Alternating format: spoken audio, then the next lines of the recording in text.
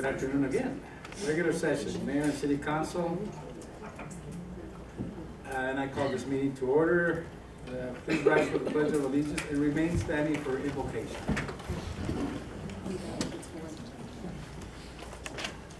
I pledge allegiance to the flag of the United States of America and to the republic for which it stands, one nation, under God, indivisible, with liberty and justice for all.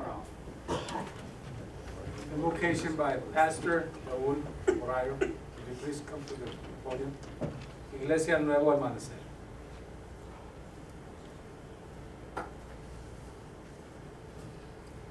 Good afternoon, everyone.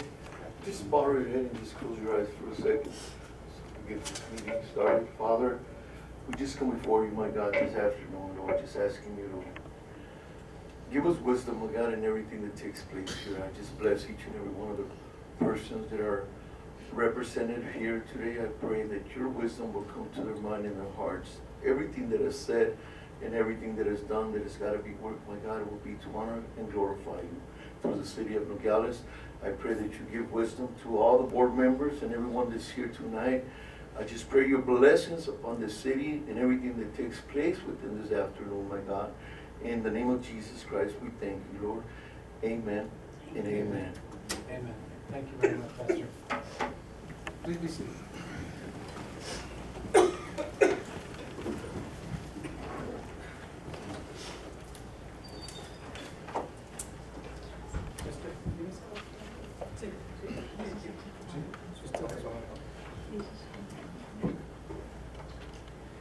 Item number 4, call to the public. I don't have any. Did you put a, No, I forgot. you forgot? I forgot, I'm sorry. Go ahead. No, don't push us. Nobody I'm sorry, next time I'll remember. Next Mary time you do it Darling, twice. Mary Darling, 455 West Crawford Street, Nogales, Arizona. I have 3 items and I will keep it very short. Yes, 2 minutes, please. Under 2 minutes, count me. First, I would appreciate if we at some point could release the findings of the citizen satisfaction survey that had been done, to my understanding, earlier this year.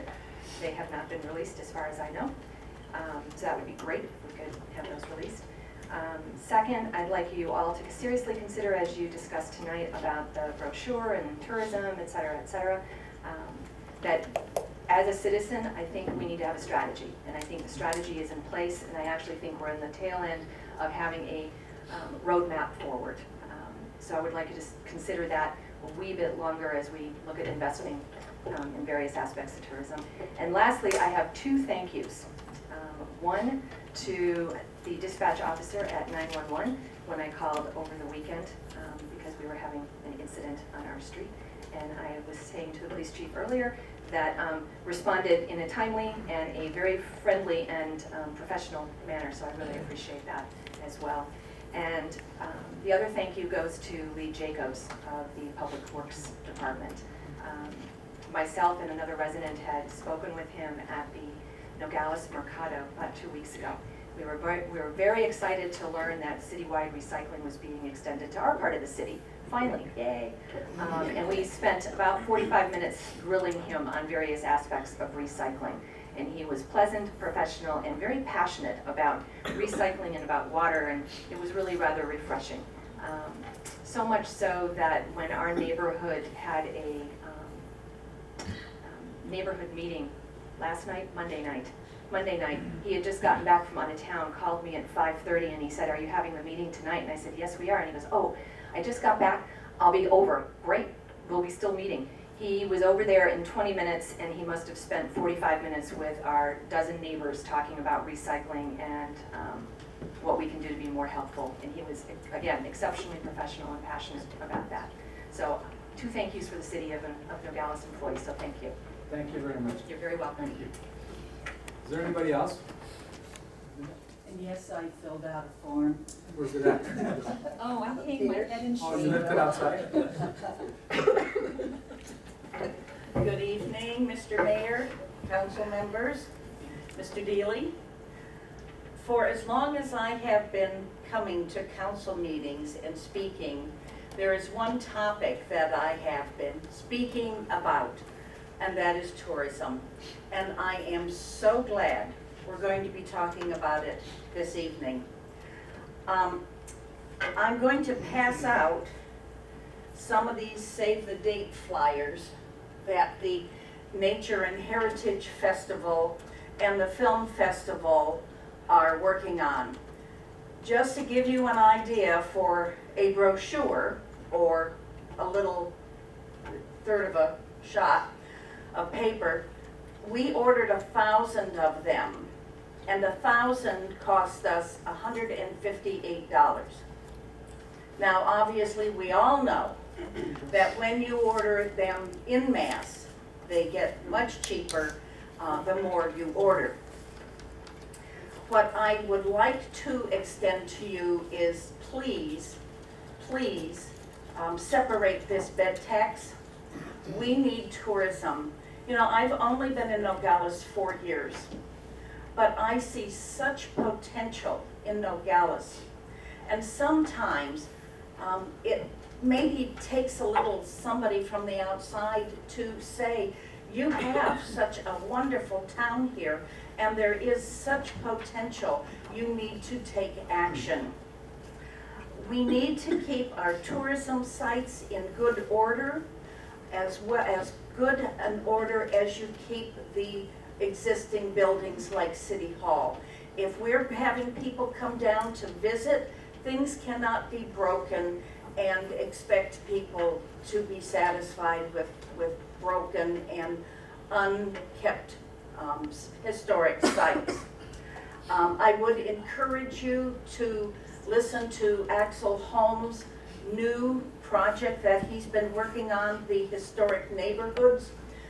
Last year, well, when we first started the Nature and Heritage Festival, we did a historic walking tour, Nogales Historic Walking Tour. We had 2 people, but we ran it anyway.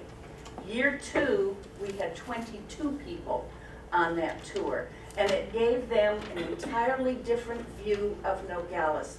People came out of that tour just thinking how wonderful Nogales history is. So we need to be able to continue to promote Nogales for tours. We also need to do cross-border tourism. I did a recent survey with the hotels. I stopped at every one of the hotels. And tourism, we don't get so much tourism from the south as we get from the north. Tourism from the south is not tourism in the strictest sense of the word. It is drive-throughs. One night headed to Tucson. Every one of the hotels agrees. It's one night going up, possibly one night coming back. We need to be able to work with the Arizona Office of Tourism. They did their presentation. They're here to help us. It should be a positive experience with the Office of Tourism. They know we are here now, and they want to help. So we have been in contact with them on a regular basis, handing out cards with their email address so that all the events that are going on in Nogales and Santa Cruz County can be posted on their website. And they have promised that they're going to put us in the magazine this year, because even though Glenn said, yes, you're in the magazine, last year we were not in the magazine. So that's it, folks. Please remember the potential we have here, and let's get going. Thank you. Thank you very much. Anybody else? Out to the public? No? Okay. Item number 5, Mayor and Council's report on current events. This time, Councilman, I'll start on my side.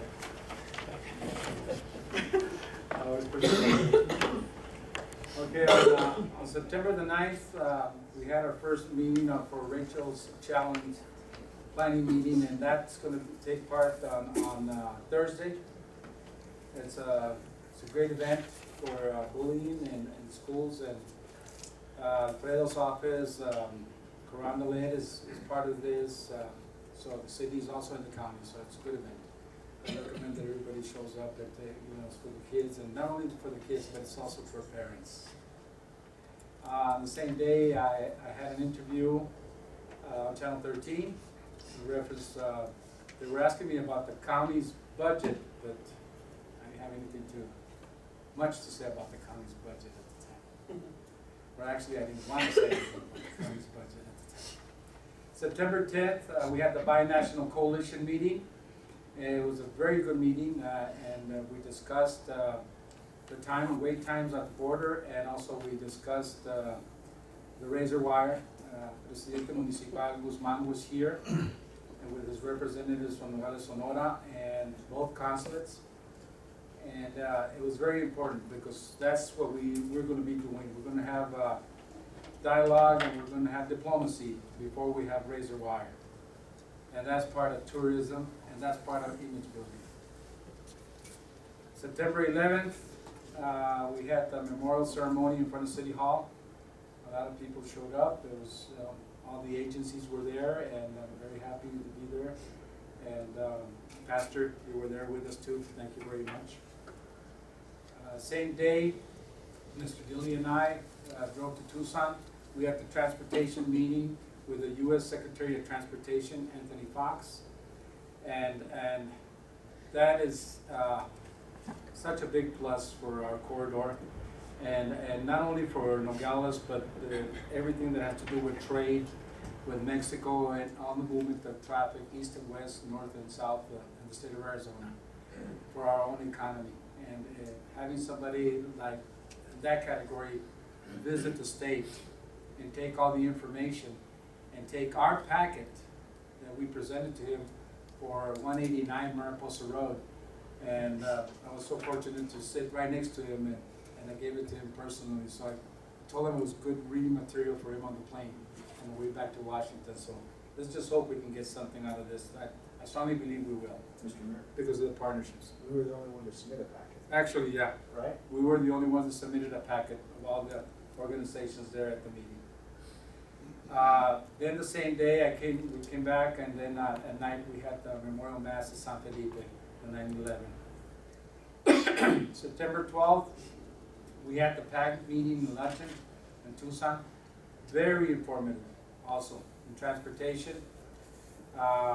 One of the most informative, I guess, presentations was from the transportation board, and actually what they did is they identified the corridor, which is the Sun Belt corridor, and identified two more possible entries into Mexico in the future. And I was very surprised to hear that, one of them being Sasabe and the other one being Naco.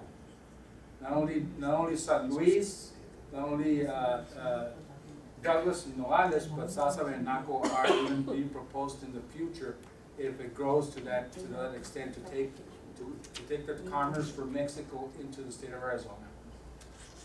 September 14th, I did the opening ceremony for the AYSO. Children, over 500 kids were there at Fletcher Park. Very nice to see that, and they all toured the new soccer field that we have, the Hohokam soccer field, and they played all day, and they started their own this year's soccer tournaments. The same day we had the Mexican Consulate Independence de Mexico celebration, and we had that at the gymnasium, or actually at the auditorium at the high school.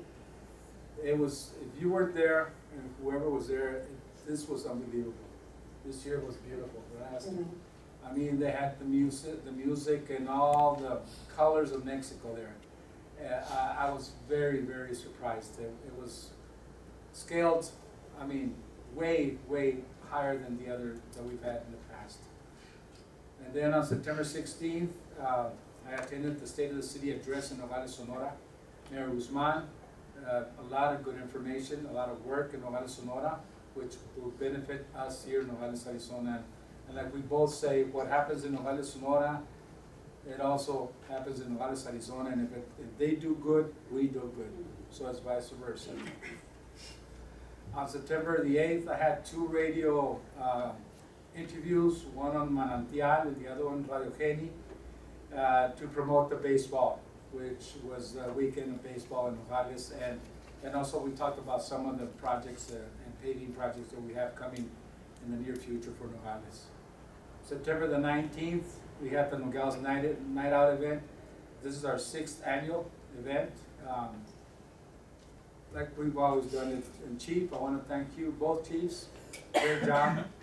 And both of your departments did a great job, and plus all the other agencies that were involved in this. I'm very proud of you guys for helping the community and putting that awareness out there. September 20th, we have the POW MIA. This is our 3rd annual ceremony in front of the honor wall, and it was a great event too.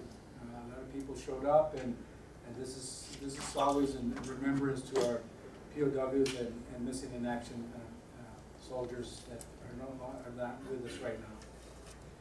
Then that afternoon, that's when the Dos Nogales baseball game opening ceremony was here, and I threw the first pitch, and Mr. Hanesian clocked it at about 85 miles an hour. Was Mr. Hanesian?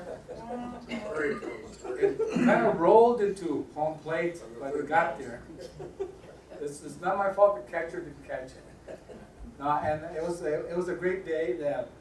Actually, the Saturday was a lot better, and that I want to thank not only the members of the city of Nogales, but I want to thank the chamber for the work that they did for that event, and I want to thank everybody that had to do with the promotion of that event, and of course we want to thank the Tucson Padres for bringing it to Nogales, and I want to thank the chief also for giving me a couple of lessons of throwing the ball. But it was a great event, and again, members of the chamber, thank you very much. You guys did a great job. September the 23rd, we had the superintendent of schools meeting, and at the county, and it was surprising that they invited me to that, but it's getting to know themselves and getting to know everybody around the city, and so that what they're going to be doing in the school system and everything. So the chief was there with me, Lewis, and also the commander was there with me too. So it was very good. September 24th through the 26th, well, we had that's September 24th through 26th. I went to Washington, D.C. I was invited to the Southwest Border Economic Forum. I just want to tell you all that what we've been saying about political alignment, and we've been pushing it here, and we're actually being very successful here at City Hall. Texas was there with full force. There was only 2 people from Nogales and Santa Cruz County, myself and Manny Ruiz. Mr. Sedgwick was there, but he was just as observing, and there were some people out of Tucson, one of the supervisors out of Tucson, but we do need to align ourselves politically. I don't fear Texas, and I mentioned it to them over there, and I mentioned it to Ruben, one of the congressmen from Hidalgo County, and what we came up to the conclusion between the 4 states is that we need to bring congressmen from the northern part of the United States to the border so they can actually see how important it is to trade with Mexico. So that they can help us in the staffing, so they can help us in infrastructure along the whole southwest border. So that is one thing that we came up with a conclusion that we were going to do that, and we're going to be investing money to do that. And that was a presentation that the staff of the White House was going to take back to the president and his committee to see what we could do about this. But the consensus was that we need to work together, the 4 of us, the 4 states, and we're going to be doing that. On September 27th, I was a speaker at the mayor's panel at the Arizona Legislative Conference in Green Valley, Economic Development and Tourism. That's why I wasn't able to attend the event in Rio Rico. But there was representation there from the members of the city council. I spoke there, and at 11 o'clock, I had to drive to Sierra Vista, and I was a speaker over there at the Cross Border Trade Expo in Sierra Vista also, talking about how important our city is on the trade, even though I was in Cochise County and the territory of Douglas and the mayor and everybody, but they know how important Nogales is when it comes to trade, and we're all partners in this.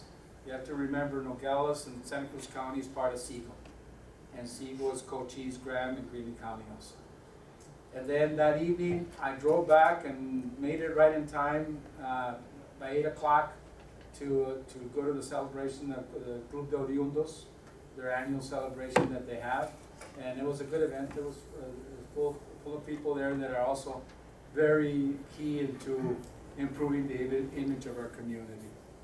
And then, before I finish, just a reminder, this year's City of Nogales Christmas Light Parade will be December 7th, and the theme of this year is going to be geared towards education, and it's going to be the many wonders of Christmas, and it's at 6 o'clock.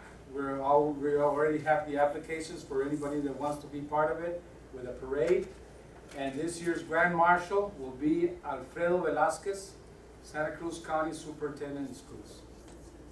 So I was surprised this morning. I was looking through actually a flyer that Sierra Vista has for their light parade. Even though ours is about 14 years, the first light parade, like 13 or 14 years, theirs is 55 years in the making in Sierra Vista. But I was so surprised to see that Sierra Vista charges for their entries. You know, they charge like 25 for regular and nonprofit so much, and then members of the chamber so much, up to $175. So we don't charge. So be part of it and get it.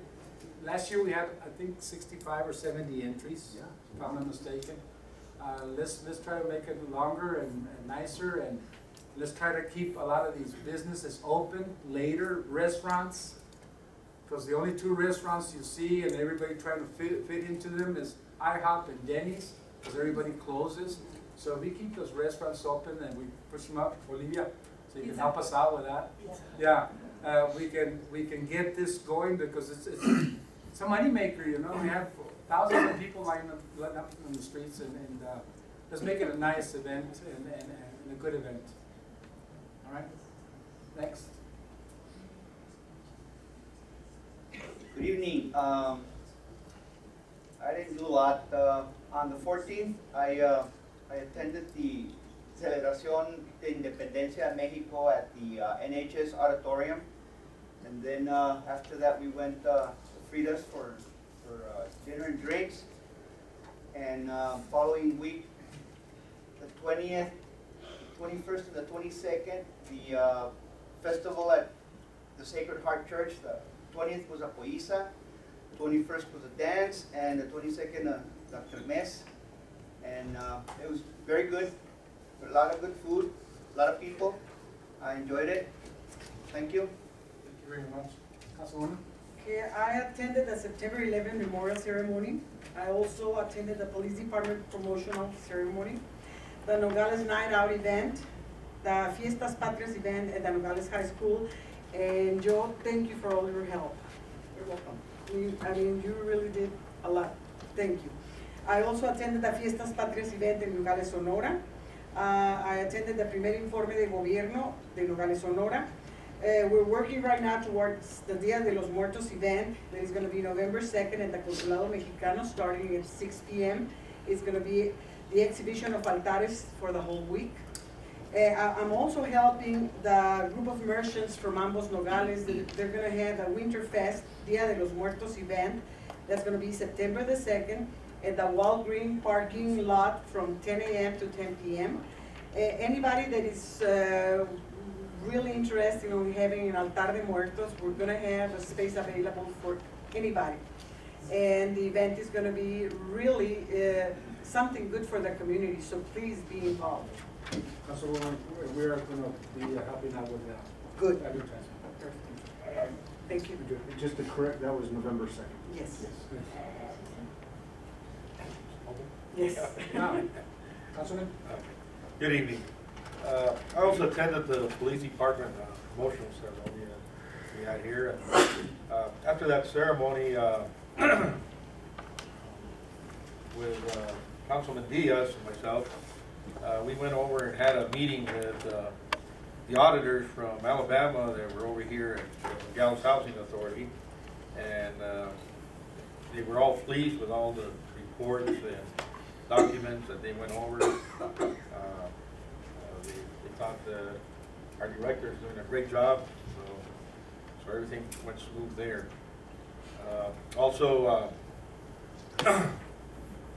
they got together, I guess here at City Hall, the 11th, for the tourist report that they gave us and the presentation from the staff of Arizona. Later that evening, again, Councilman Diaz and myself went over to the 9/11 service at San Felipe de Jesus and participated by reading the meaning of each of the 13 pearls at the flag folding ceremony by the city, police honor guard, and also firemen that were there doing the ceremony. And it was a very nice ceremony. It was well attended, and the people were very pleased. And here's the priest there was passing all the blessings there, so we came out blessed from there too. It was a good evening. The other thing also with the Female Association of Government, the mayor mentioned, it was very informative. It's good that the state of Arizona is starting to line up with Mexico and the rest of the communities to be able to bring better trade and economic conditions here to Arizona and the rest of the country. So it's good that we're getting together more and more on meetings like that. Also, I guess that was same 14th, was it, or we went, that was a special event that they did have there at the high school. And I want to thank you and your sister for that. They really are, those events are really, for the people that didn't make it, it's a shame because I think they would have really enjoyed themselves, and the people that did go, we all had a blast. And it was something very memorable. Hopefully they'll continue along those lines. Again, I missed the grito, but I did go to that Monday informe of the mayor over there in Valley Sonora, and again, it was good to see what he had to say, and again, also taking consideration our community, and hopefully be working together in the near future with Ambos Morales. The other thing here we have, I guess, let's see, the uniforme was the night out again. Also, was very nice. It was nice that the Border Patrol brought their horses over. The kids were all having a great time. All the different law enforcement agencies and community coming together. And when you see the kids having a good time, you know that everything's going well. So it was enjoyable. I guess the POW MIA ceremony, also attended that we had here at the wall. And again, right after that, same night, night, we had another great event. Those baseball, call it the fiestas, I guess, in baseball. That they brought professional baseball from Mexico over here to Gallows. And I want to thank again the Chamber of Commerce and the mayor for working together with the mayor from across the border and with Tucson, San Diego Padres. It was really a treat. The baskets that those teams have are something that, they're talented. Those guys know how to work a crowd. They had everybody laughing, and it was just a great time, and people were really enjoying themselves. I hope they continue on that. I hope next year do the same. Olivia, I thank you for all your efforts and everybody involved. Again, I thank the recreation department. They did a great job on the field, and when I spoke to the people in charge of the San Diego Padres, they were very pleased with the city of Nogales.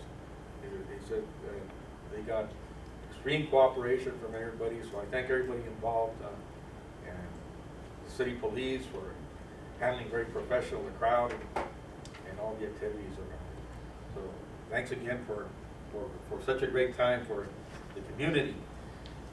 And also attended that when the mayor was out, few of the fellow councilmen, we went and represented the city at, I guess it was, we had 2 different meetings on 2 different days, the Fresh Produce Association and the Port Authority, and all the different agencies that were there gave a report on what was coming along. And one of the things that they did mention, ADOT was there, and they mentioned that those 2 lanes that the mayor was fighting for to get a turn there at Mariposa, they're gonna go ahead and expand them, and hopefully by the end of the year they'll have that work terminated. So hopefully that will relieve a lot of that pressure there. And the next day we had that.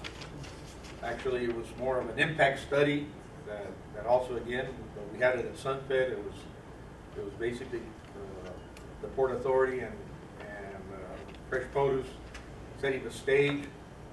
We had people from the U of A, and also we had the American Consulate and also the speaker. So they kind of informed us, they gave us all the information, the data of how the fresh produce industry is the backbone of our local economy and also the maquiladoras.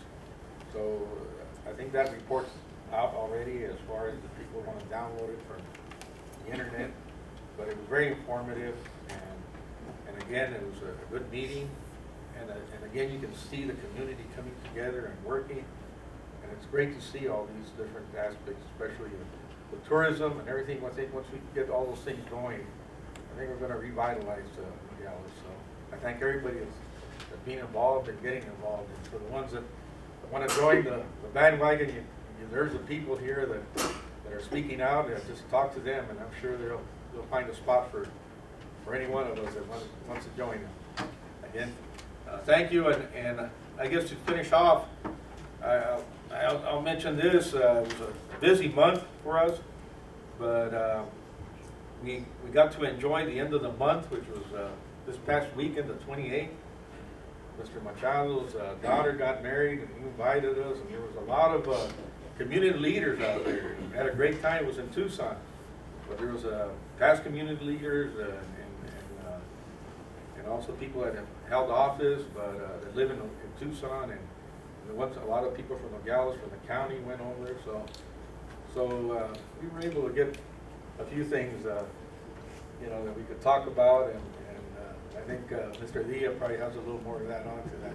But I thank Mr. Machado for bringing us together over there. We had a great time. Good way to end the month. Thank you. And we did not discuss any. No. There's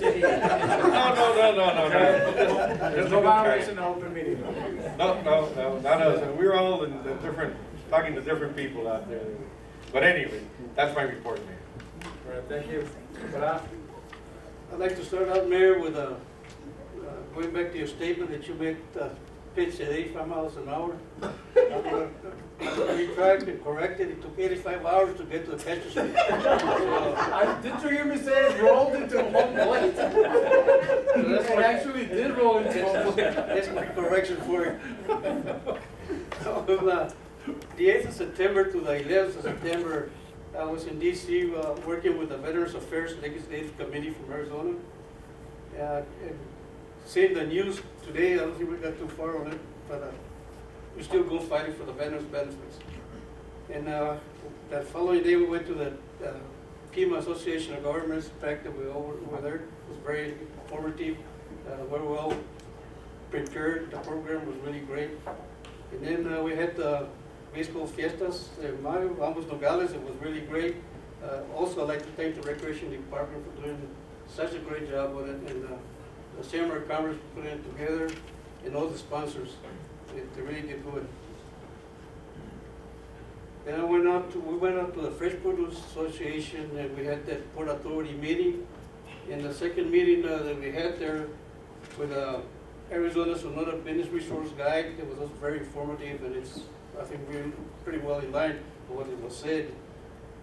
And also I want to thank the Chamber of Commerce for allowing me to take place in the Southern Arizona Council for International Visitors. We had some visitors that came in, and the first batch were from Iraq, Jordan, Libya, Morocco, Pakistan, Tunisia, and Yemen. And that was the first batch. The second batch was with people from Spain that were very interested in especially immigration issues. I had a tour of the city with them. They took a lot of pictures of the city, and especially of the train. It was real funny because we just see the big old line of train going by, and in less than 5 minutes, another batch came over, and they started taking pictures. Hey, what's going on here? So that's one of our biggest problems we got in the city of Nogales. And going back to those trains, maybe we put some of those Visit Nogales in every train, we'll get good advertisements. And again, as Chamber of Commerce did a good presentation on the delegation from that showed up yesterday, the day before, and we were taking a good tour. Now they're expecting one from Africa. I think we'll give the same tour. That's it. Thank you, Mr. Parada. Vice Mayor? Mr. Mayor, and just ditto on some, probably less than most. And I know that Mr. Diaz wants to tell us all, he's written it all down, so I pass the rest of the time to Councilman Diaz here. Thank you, Vice Mayor. Councilman? I'm gonna make it real quick. Ditto with Mr. Doyle, except for one thing he missed out. On the 13th, we attended a congressional hearing on humanitarian economic aspects of immigration reform. It was hosted by Congressman Raul Grijalva, and it was very informative. It was a very good meeting. It was at the county courthouse. Afterwards, without any plans or anything like that, the BFW hosted Congressman Grijalva on Veterans Affairs, and Councilman Parada briefed the congressman on his DC trip on Veterans Affairs. So, and all I'd like to add is thank everybody for making it a good, successful September month. Thank you very much. I just want to say that, did you take that mascot home? The baseball? No. The coyote. No, With the coyote, my grandson huh? took him home. I saw you taking all those pictures with him. That was good, huh? Yeah, it was real nice. That was It was nice. great. That was great. Thank you very much, members of City Council. Item number 6, discussion items. Item number 1, consideration and possible action of discussion, item 13-7. A motion for discussion? Second. Thank you. Discussion? Mr. Dilly? Yes, Mr. Mayor. I think that this, let me turn some time over to Mr. White. Basically what we have put together, just for your consideration, we've been talking a lot about the need to get some kind of brochure, some kind of tangible out there in hotels, airports, restaurants, whatever it might be. You also have this electronically as part of your council packet you can go look at for future reference. It two points of brochures. One is a card style. The other one, what you have in hand, is a trifold. Aaron's going to go through the content of it and what we thought would be more or less just an interim brochure until something final gets out there. But we thought this was a good first stab at the effort. I know it's a big important item for the council, and really what it is just a tide me by until we can get something else out there. But I'll turn the time over to Aaron. Thank you, Mr. Mayor. Go ahead. Thank you, Mr. Mayor, members of the council. It was about a month ago, a little less than a month ago, thank you, John, that we met with the Arizona Office of Tourism, like Mary said.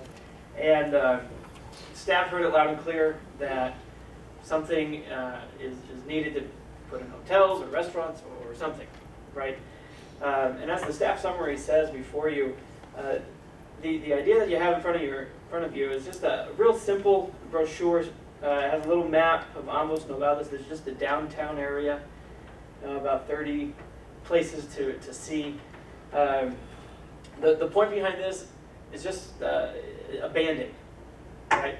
Something to get us through until, like Mary said during calls to the public, until we can form a tourism advisory council like was presented to the Arizona office by the Arizona Office of Tourism, so that way we can at least bide some time till we can get a full tourism plan in place. The idea with this, printing a small brochure like this, there are websites that can print 10,000 of these for $1,000. So it's relatively cheap. Be color front and back, folded, and come ready to distribute.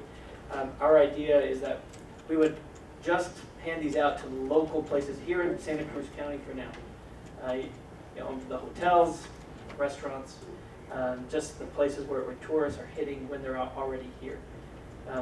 Once again, as an interim step until we can get a full-blown tourism plan in place. So with that, I turn it back for questions. Mr. Mayor, members of the council, the intent tonight is to get feedback from the city council. Hey, yeah, this is a good idea. At least it's an interim. It's something. I know that I've had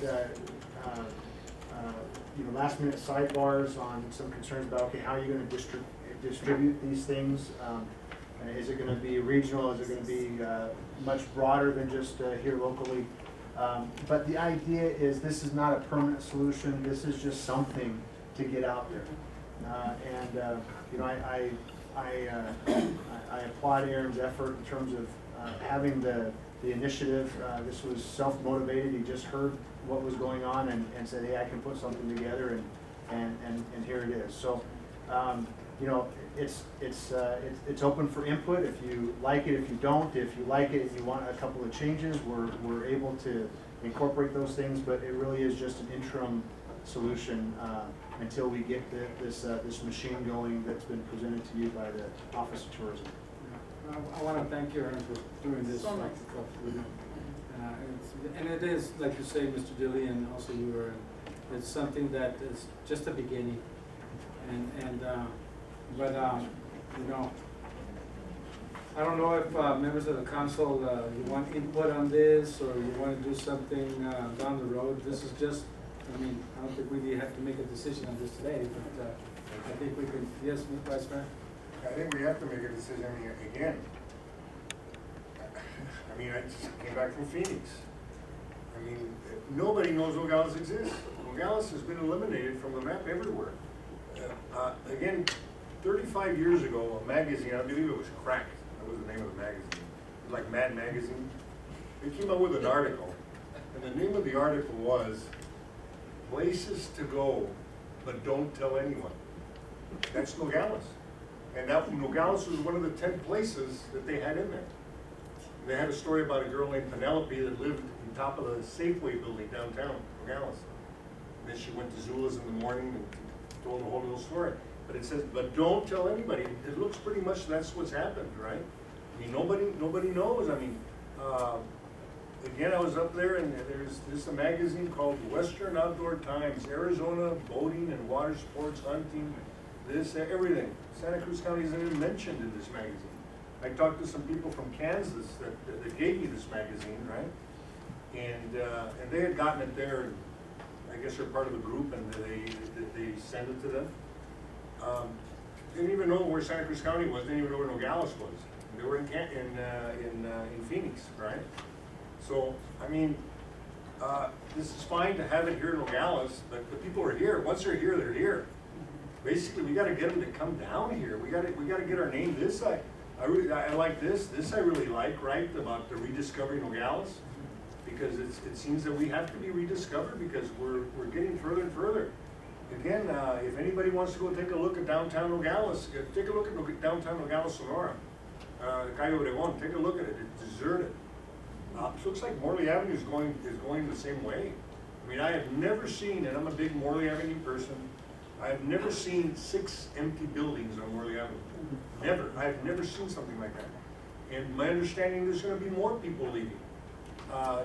Again, up in Phoenix, here we have business listings and maps. It's just not restaurants or whatever. I mean, you know, they have everything there for stores, to go visit stores. I mean, I'm just shocked that the downtown merchants and the associations and the chamber, whatever, has just not done anything to promote anything. No sales or anything in Nogales. There's the treasure maps. They have in northern Arizona and the middle of the state, they have treasure maps of where they can go there. I mean, there's cities here the same way. There's another magazine about stores, the different stores. I mean, you know, nobody knows. I mean, I tell the people in Tucson about going down to Morley Avenue. We have a lot of stores there, and they can eliminate spending hundreds of dollars at in a lot of stores where they can buy them downtown. Here in Nogales, toys for the kids. They're going to throw them away anyway. They have no idea what I'm talking about. Right? They really don't have any idea what I'm talking about. I mean, I know I had 3 kids. We could buy them a $3 toy. It was only good for a day or two anyway. But that's their concentration span, so that was fine. Could have bought them a $30 toy. It was going to be the same deal anyway. So you know, we got to do it now. I mean, the downtown merchants are not going to wait. The rest of the city of Nogales is not waiting. I mean, we've been looking at this for a long time, and I like I said, I really like this. We could add a couple more little deals. But we got to start thinking now. We can't say let's wait until we come up with some great revelation. The revelation's already there. Get the brochures out. Yeah. It's already known. Yeah, It's not what I nothing. meant It's a right now, secret. Vice Mayor, is that yes, we should get something out and get it out soon. I don't think we need to have another council meeting to No, get something no, out we like don't. this. We don't. Let's just get it out. But if any of you have any idea of another picture to put in the air or other information, maybe we could come back to Mr. Dilly, and Aaron, so that we can just incorporate something like that. But I do agree with you. We need to come up with something and not wait another month for a council meeting. Let's get this done. So the reason, Mr. Mayor and Council, this is brought before you is to get this kind of input. Why don't we set a time, why don't we say by the end of this week, come in and visit with us on ideas. If you have something else you want in this brochure, we'll finalize it, and then we will get it out. The council had budgeted some discretionary monies for economic development. We will tap that to get these produced. And then we'll work on the distribution. I know there's some concerns. How do we get it up in the Phoenix area? How do we get it up in the Tucson area? Again, this is an interim thing. There might be places that do this professionally. We'll investigate those things in terms of getting this stuff out. But we have to start by knowing that this is the product that you want out there on the street. So we need to get it I out. spoke to Akos, Economic Development from Siegel, and he says the minute we get something like this, he can help us in those 4 counties to get it out too, in the Siegel region. You know, they have their Tombstone, they have their Bisbee, and Siegel promotes the 4 counties. I know we're talking about Tucson, I know we're talking about Maricopa where the money's at, but we need to get it to everywhere. So if Akos can help us in those areas, so then we can, if any of you know of anybody that can help us up, and I know some people up in Maricopa that can help us, get some distributed. And if there's a cost to put it up in a hotel or a restaurant stand or something like that, but let's find out. Aaron, I'm sure you can find that information. I think we have people here. Because you have, That's exactly. yeah, so we can do that. And if I may build just a little bit on I apologize, I have a few other things on my mind. But if you look at the brochure, it has this little black and white thing Yeah. here on the corner. For those of you who may not know, that's called a QR code. So you take your little Yeah. smartphone and you hold it up kind of like that. Anyway, there we go. And it takes you directly to a website. And so with our MIS team, we've created this website. It's called nogales.az.gov/rediscover. And it's besides the QR code, it's also on the bottom of the pamphlet. And so that's really where we can make tourism a content-rich area we can link to the Chamber of Commerce, we can link to NCD, which has a tourism page, other things like that. So that way it's a clearinghouse of information, not only things to do here in Nogales, but also Santa Cruz County, and so on and so forth. Last man, Mr. Mayor, I think they talked about the billboards or you know, that we can have. This was done in the year 2000. And this is the crossing of the line. It shows the crossing as it was in the 1800s through the 1900s. And then it's, the last that shows just the port of entry. You can see, you know, we can go ahead and do this, but we have to do it for now to 2014, get it out to Washington DC, get it out to the state capitol, get it out so that how many employees in the state of Arizona work for the state or work for the federal government? Half anyway, of the whole state, I think. So I mean, you know, it's somebody that has it in their office. I mean, it's you know, it's just so, it shows Nogales and it shows the biggest crossing here in the state. I mean, this is something we have to promote now. We have to promote the retail. I have no idea why it's been left behind and it's just been dead. Again, like I said, you know, there's so many things here, different deals for all the different stores. They even have one place here in Phoenix where you can go and make tortillas, right? The tortilla factory. I mean, I'm sure the tourists go there and they see that. But I mean, they're working up there. They work everything they can, and we're working nothing. Here's the downtowner, right? Like I said, I will get the magazine Cracked. I think that was the name of it. And we were talking about one time. It was either Forbes or Fortune magazine named from Nogales to Sonoita as one of the 10 best drives in the United States. Did we ever take advantage of that? Did we ever comment to anybody about it? Did it ever come out in any article in Arizona? None. That was like 4 or 5 years ago, right? Nothing ever came of it. I mean, it's like we're actually trying to hide Nogales. Well, Okay, we're trying to do something here. Yeah, Let's let's get it done. So input by Friday, please. Well, yeah, by And Friday. At the end of Friday, we'll consider it final and we'll just get it out. Did you have anything, Mr. Parra? Yeah, Everybody? we're gonna make it, mi idea antes de making another calendar. Yeah, like that? Right. Perfect, that's good. We're gonna make it, Yeah. So let's bring some information, yes. There's one thing that I noticed that they leave out, and I think it might catch people's attention because he was very popular throughout the country, and that's, you know, I see it where it says rediscover Nogales. Arizona put something like John Wayne, the Duke's hidden gem, because he used to love to come down here. He had a lot of land here that he would come and spend time. Yeah. So you know, I think if we kind of Yeah, we can do incorporated his that. name into it, Yeah, that's why it'll I say catch on people's Friday. attention, you know. On Friday, you can bring that information, and then we're trying to incorporate it. If we can incorporate whatever input you bring in, we're happy to do it. So just come in and let's We can talk get it about done it. for Friday. Yes, by Friday. Friday's the deadline and then Any we'll, suggestions for Friday? Yes, bring the suggestions, and Eric, go ahead, Eric. And if I may also, just from a realistic point of view, we would need to choose probably between either a trifold or just one of these front and back. So I think the feedback- trifold can give you more information. Definitely, Draw a you can get a couple more lot more pictures. stuff in a trifold. Draw a couple more pictures. Pictures have a tendency of attracting, Oh, yeah. one picture has a lot to say. So that feedback is Let's do that. Mr. Dilly, that's all you need? yes, sir. All right. We'll go to item number 2. Consideration possible action discussion, item 13-8. Mr. White, come up and introduce this topic to the council. Again? Go ahead. Thank you, Mr. Mayor, members of the council.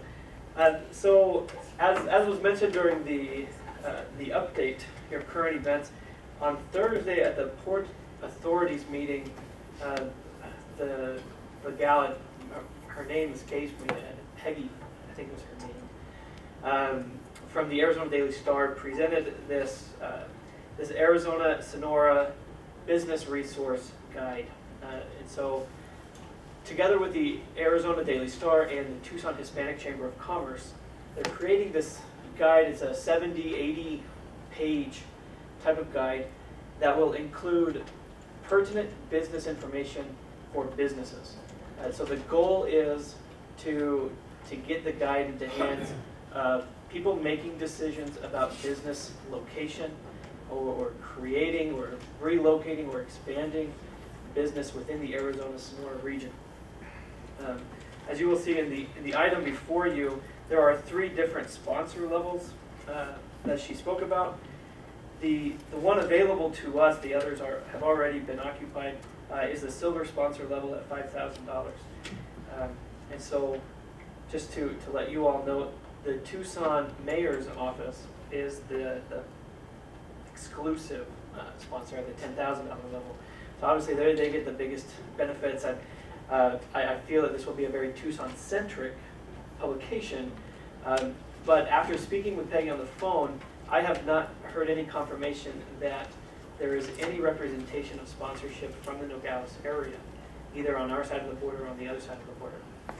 And so presented to you all for your decision or discussion and possible action tonight would be sponsoring this to the tune of $5,000. There's also on the table the opportunity to share this type of sponsorship. We have reached out to Mayor Guzman's office. We have yet to hear back whether or not they would be willing to co-sponsor this. They've expressed initial interest, but nothing confirmed. And so those are, the types of options that are before you.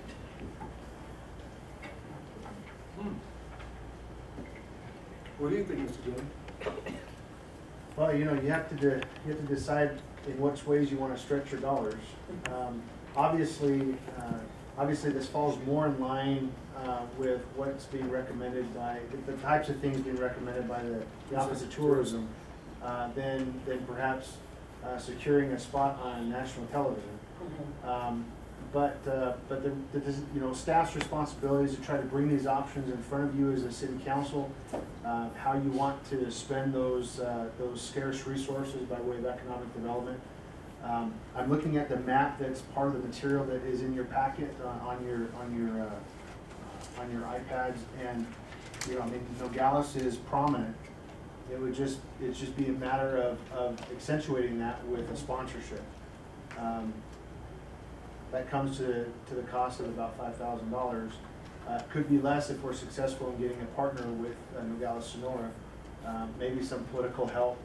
This is coming last minute, right? But maybe some political help could make the difference in getting that. Who did you contact across the line? Manuel Hopkins and Saul Lana. What did Manuel Hopkins say? He hasn't responded. He hasn't? No. Last time, I haven't spoken with Manuel. I've spoken with Saul, who works very closely with Manuel. Tourism. And he, last thing that he told me was that it was going to be presented to Mayor Guzman, but that's... You're looking for half of the 5,000? Or you're looking for another 5,000? That's an option, right? I mean, because we could go half it, right? 50-50. We spend $2,500. Nogales Sonora spends $2,500. In my conversation with Saul, I could see something on the full page, full color ad, half of it showing business advantages of locating in Nogales, Arizona, and then the other half of your business, why it's good to locate on the other side of the border. Something to that effect. 2 different reasons why to come to us. Right, why to locate your business along the border in Nogales. Well, I can try to reach out to the Presidente Municipal soon, probably tomorrow. Okay. To this point, do you need what is it, time What's the sensitive, deadline? is this? Yeah, so we need to know by November 1st. This is the last regularly scheduled meeting prior to November 1st. And just to mention, in case you haven't been able to read the attachments, as a $5,000 sponsor, you would get the full page, full color ad, the logo included throughout the publication. We would have a table of 10 at one of the events that reveals the publication, plus 500 hard copies of the guide. So I make a motion to go with the group right now. Half of it? 5,000. Oh, well, but we could, Or if we can do the or if we can do the 2,500. With silver, you mean? Silver? Yes, silver. But you have to remember, if we go the 2,500, that table of 10 reduces to 5, no? Correct. plus the 500 hard copies that we get would be reduced to 250, 250. split between the two. If the council's comfortable with going the silver, with or without Nogales Sonora, then at least we have our marching orders. We can always continue to try to make that relationship happen, and if we can, then, you know, it's a little less hit budget-wise. We get a little less benefit in terms of the product to hand out, but we get our name in the book You know, and we get on the map. This is what I'll do, the approach I would do when I call Vicente Municipal. We'll go for silver and ask him to go for silver too.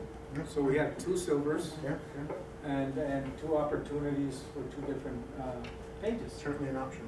Wouldn't that be a? Man. I mean, more exposure, right, is more ideal. Uno vale, somos dos. man. Uh-huh. Yeah. I make a motion. Second. Second. Is there any more discussion? All in favor, signify by saying aye. Aye. Opposed? The ayes have it. Mr. Dilly. Thank you, All right. members of the council. Item number 3, consideration possible action and discussion, item 13-9. Have a motion? Second. Thank you very much. Discussion? Mr. Mayor, this is just the quarterly report. Yes.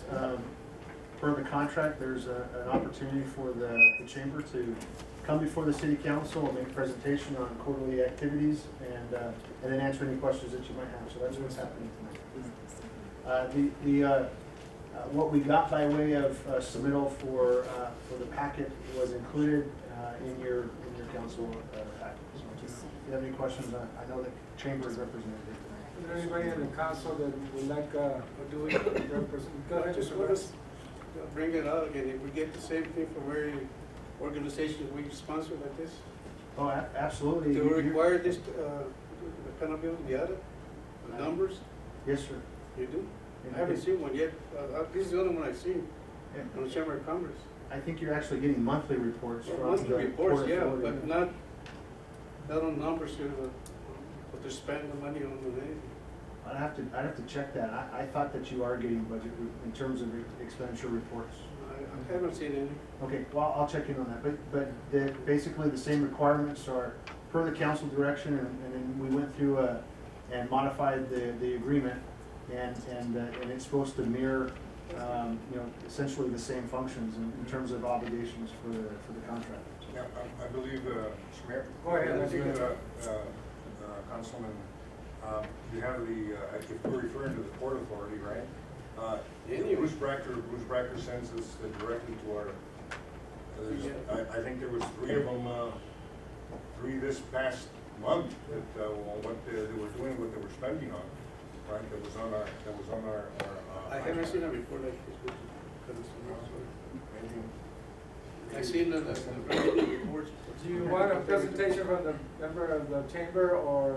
Well, maybe you have, maybe. No, we need a presentation as per the contract. Okay. Because all I see here is a financial report that really has nothing to do with except that we did indeed request a financial report, right? But other than that, there's nothing else that meets the requirements of the contract. Okay. Go ahead. Thanks. Good evening, Mayor, Council, and the public. My name is Olivia Ainza, and I'm the Executive Director for the Nogales Chamber of Commerce.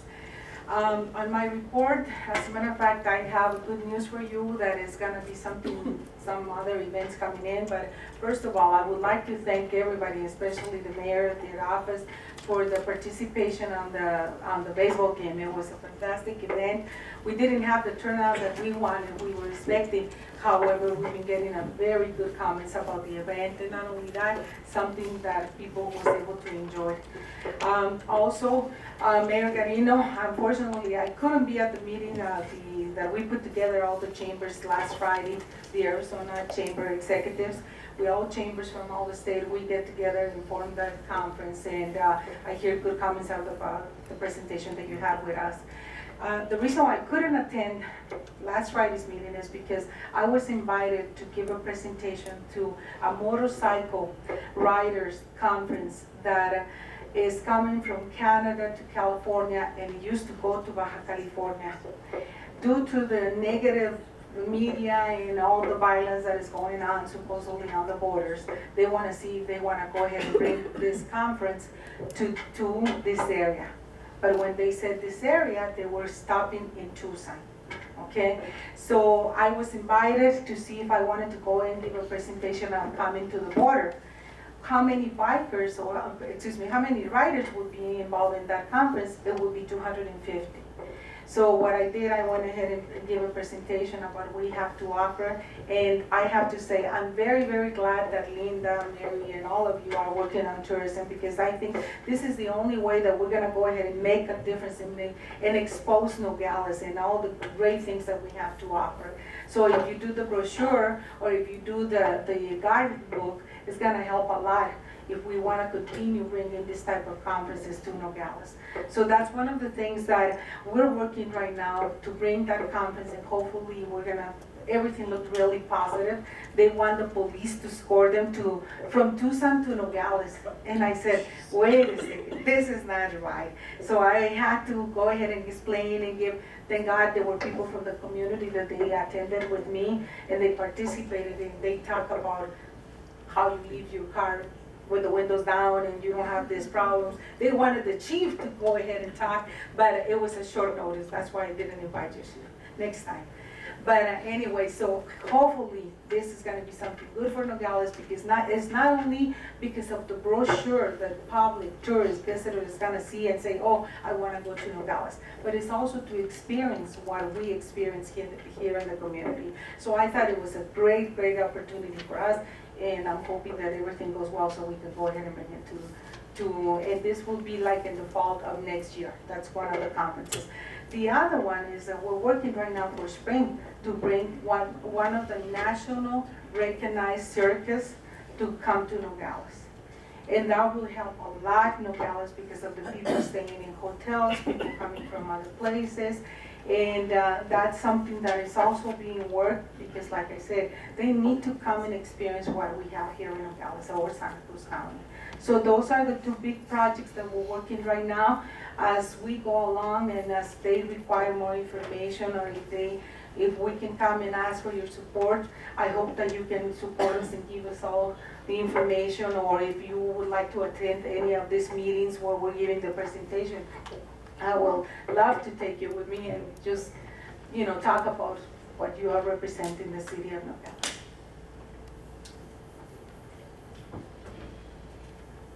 Go ahead, Vice Mayor. Yes, I'm sure that on any of these, as you know, that with the way the city worked on the baseball field and that, the city will more than help out on anything. But we're back to the contract. Okay? On the contract here, it says, the quarterly report, which all right, it's within reason.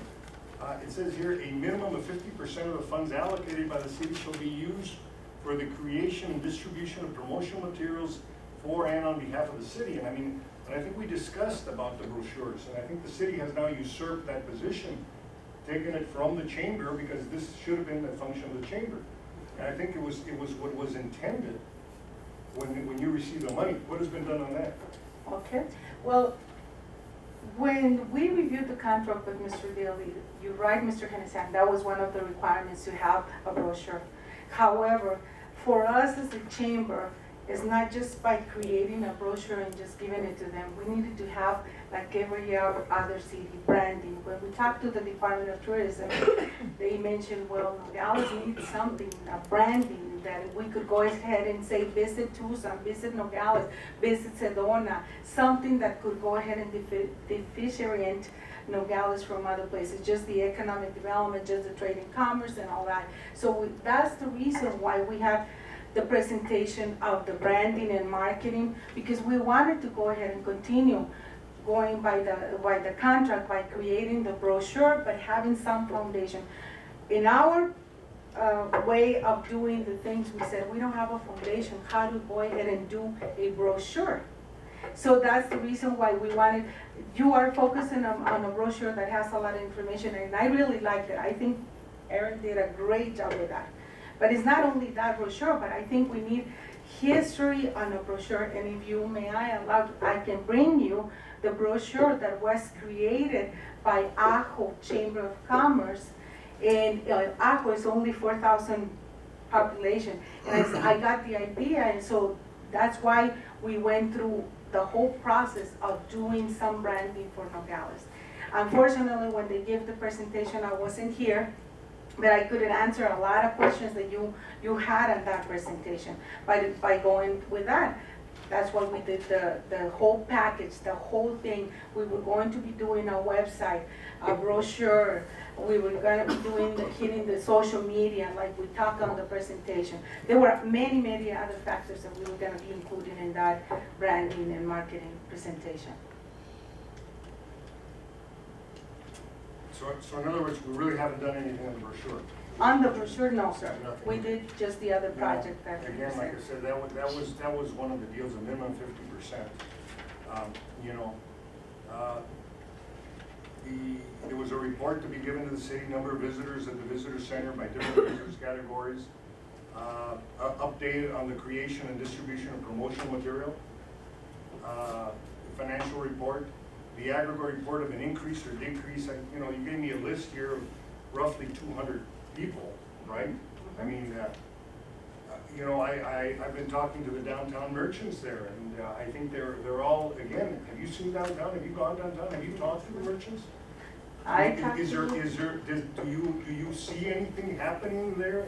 Is this not a function of the chamber that they should be together with the merchants downtown doing something before it disappears, before we lose downtown? We lost downtown Nogales, Sonora. We're very close to losing downtown Nogales. That's the only thing we have that differentiates Nogales from a lot of other places, because we can't say that a lot of the chain stores differentiate us from anywhere else, because we could be anywhere. So, I mean, those are the things. I mean, all these things were supposed to be addressed to a certain extent. So were any of these things addressed at all? Well, every month, Mr. Genesian, we have to give an update to the Department of Tourism of how many visitors, how many packages, how many calls. That's a report that we have to give to the Department of Tourism. Why is that? Why do you have to give them one? It's a requirement that they have. If you are, For the chamber or for what? the chamber is required to provide that information on a monthly basis to the Department of Tourism. And that's why we've been presenting that. This is. Well, I think that was supposed to be presented to us too. Oh, well, there's no problem. We can send you the same package that we sent to the, you know why, Mr. Genesian, I did not send it to you because I was gone the whole week. And unfortunately, it was something that I couldn't have it, but there's no problem. I can email it to you right away. We have it in our books. We have, at the end of the month, we have to give this to the Department of Tourism. You know, again, I hate to keep saying this, but we're down, I think, to the ninth inning. We're not anymore. I mean, we've been discussing this for so long. We've been bringing this up with the chamber for so long. I think most of these members here, if I talk to them, I really don't even know if they're members or not. But I mean, you know, we're down to the point that it's not a matter of let's discuss this for another 6 months. It's not going to happen. If 4 more people leave downtown, we're going to have 10 empty buildings downtown. I've never seen that. And you know what? But if you go to Nogales, Sonora, and Cayo Obregón, there's 50 empty buildings. There's 60 buildings and 50 of them are empty. Okay? We could be heading the same way, and now we're going to be saying, well, we should have done something. Yeah, we should have done something already, a long time ago. But we're sitting here again. I don't see anything on 50% on promotional items. I don't see anything on this. Again, once the people are here, you know, they're here. We need to get people down here now. We can't wait any longer. If the chamber wants to be part of it, that's fine. If not, I guess then the city might have to usurp the position. Because I think we've taken the position that we have to go ahead and do these. This is a function of the chamber and their members, right? That's what we should be doing this. We should be pumping up the downtown. We have nothing to pump up the downtown. We should be pumping up maybe Mariposa. We're not doing anything, right? I mean, I'm not worried about Walmart. I have no problem with Walmart. They'll take care of themselves. I'm worried about the rest of the city, right? And that probably includes Kmart too, right? I'm not worried about Ross. They're doing very well, right? But I mean, we have the rest of the city and all of downtown that could disappear. It could completely disappear. Today I was downtown. I crossed into Mexico. There's nobody crossing. Nobody crossing. I looked over. There was 2 cars on Deacon Scene. That's all I saw, is 2 cars. I mean, are we trying to get anybody from Mexico to come over here? Do we have anything, let's just say, a brochure in Hermosillo or Inuit or Nuevo León or in San Carlos or anywhere? Do we have anything to see if we can attract people, at least have them in mind? They keep saying, yeah, Nogales is a pastor, they're going to Tucson. I understand it, most people will go to the bigger city. I understand it. But we still need them to stop here at Walmart, we need them to stop at downtown, we need the downtown area to be functional. And it's not there, like I said, all we need is four stores, which I think they're set up. If they don't have a great Christmas, and that's why I keep saying we better do something for Christmas. If we don't have a great Christmas, we're gonna have 10 empty buildings, and that's gonna mushroom into more empty buildings. And then we're gonna have, like I said, we're not gonna have a downtown. My opinion is, you know, and I don't know how everybody else feels, but I don't feel the chamber met their obligation with the contract. That was it. We discussed very heavily the idea of promoting Nogales and promoting it with brochures and promoting it with that, and I don't see anything was done. Well, I don't think you can blame the chamber or the chamber of Nogales enough for the economical conditions we're in right now. No, I'm just There's saying, no way you the can- 50%, is that's all I'm saying, If that you go- 50% of the money was to be used to promote it, and I don't see it. Yeah, if you go to Tucson area, you see a bunch of empty stores Yes, all you over do. 22nd. It's all over. It's not the blame of the chamber that the business are leaving Nogales. Even the kids leave Nogales because it's So your opinion is we just forget it? No, we have to work on it When would And you that's like to what- work on it, next year? every day. I think they're doing their job Okay, with the well, visitors. then that go come in. ahead and tell us what you did. Here it says, here, you can read it, or I'll read it for you. It says, a minimum of 50% of the funds allocated by the city shall be used for the creation and distribution of promotional materials for and on behalf of the city. Okay, that's what it says, did you see it? Okay. May So I that's what it interrupt, is. Mr. Garcia? Why don't we work as a team? If you think that the chamber is not doing what we're supposed to be doing, I invite you to come to the chamber. Why don't all of you attend? Why don't you support us? Why don't you give us suggestions and saying, you know what, Olivia, this is what we need to do, and we're open. You saw that when we work as a team, when we work with other organizations, we were able to make a difference. So if you think that we're not doing the job, we feel that we have done everything that we could. Like Mr. Barada said, this is not the chamber's jobs only. This is also the community, that we need to support our local businesses. How many of us, we go shopping in Greenbelt?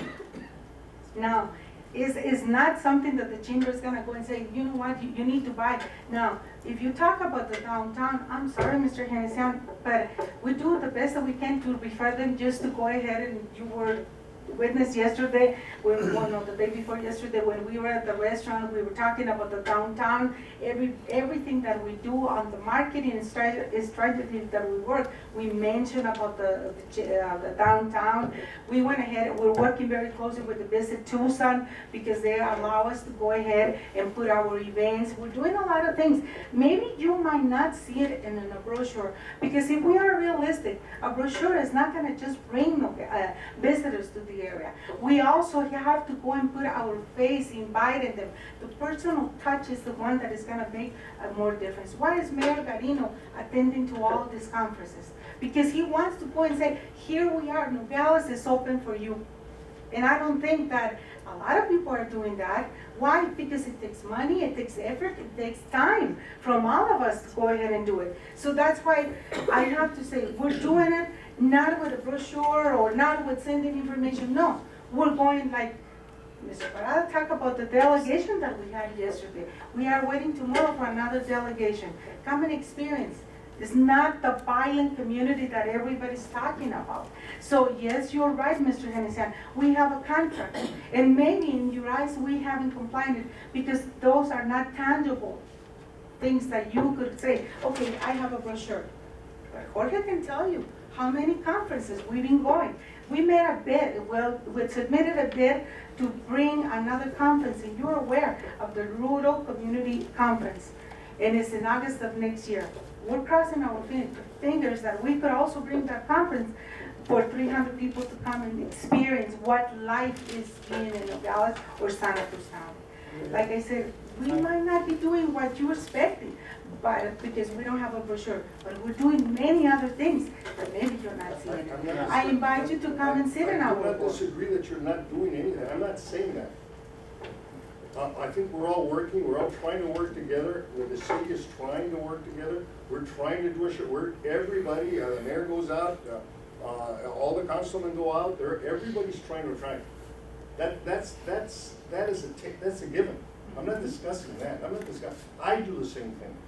I just got through it saying I'm in Phoenix, I am talking to these fishermen, right? Everybody's trying to do the same thing, right? But you signed a contract for something, that's all I'm saying. Now, that's fine, I mean, maybe we gotta modify the contract to say something else. Well, But and that's I- what you agreed to. You agreed to put up the literature, and it was mentioned about coming up with this. And now the city's doing it. So that's fine. Again, that you were doing all these things, I congratulate you. I am not debating that. We're debating the money we gave you and what it was supposed to be used for. Because everything else you're doing is also for what it's called your members. It's for your members, not only for the city of Nogales, but you specifically, the chamber not only works for the city, or not only is interested in the city, it's also in paying interest is their members. That's what you're really for. Because if you're not a member, well, they're in the secondary spot. Right? But going to downtown, and I don't know how many members you have out here, I looked at this, but whatever. And that's what I was gonna don't know how many answer. members you have downtown, I have no idea. The But only if I member talk to that we them- have from Nogales, the only.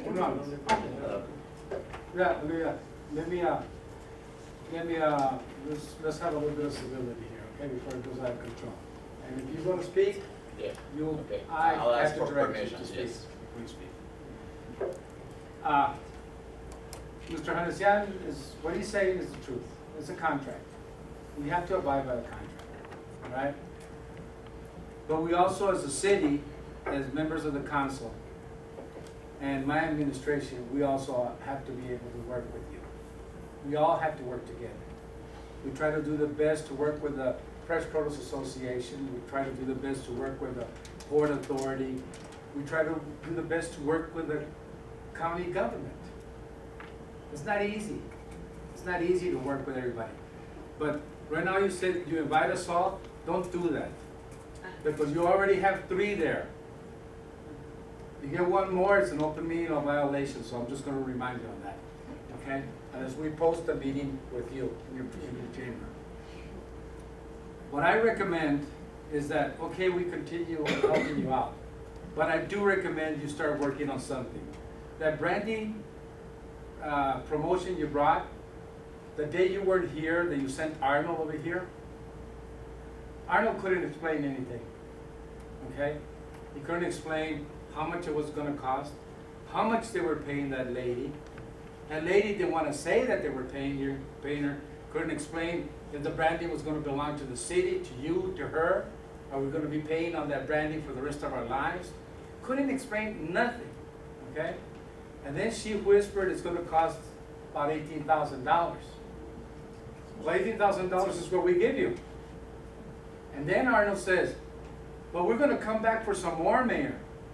It's in the minutes.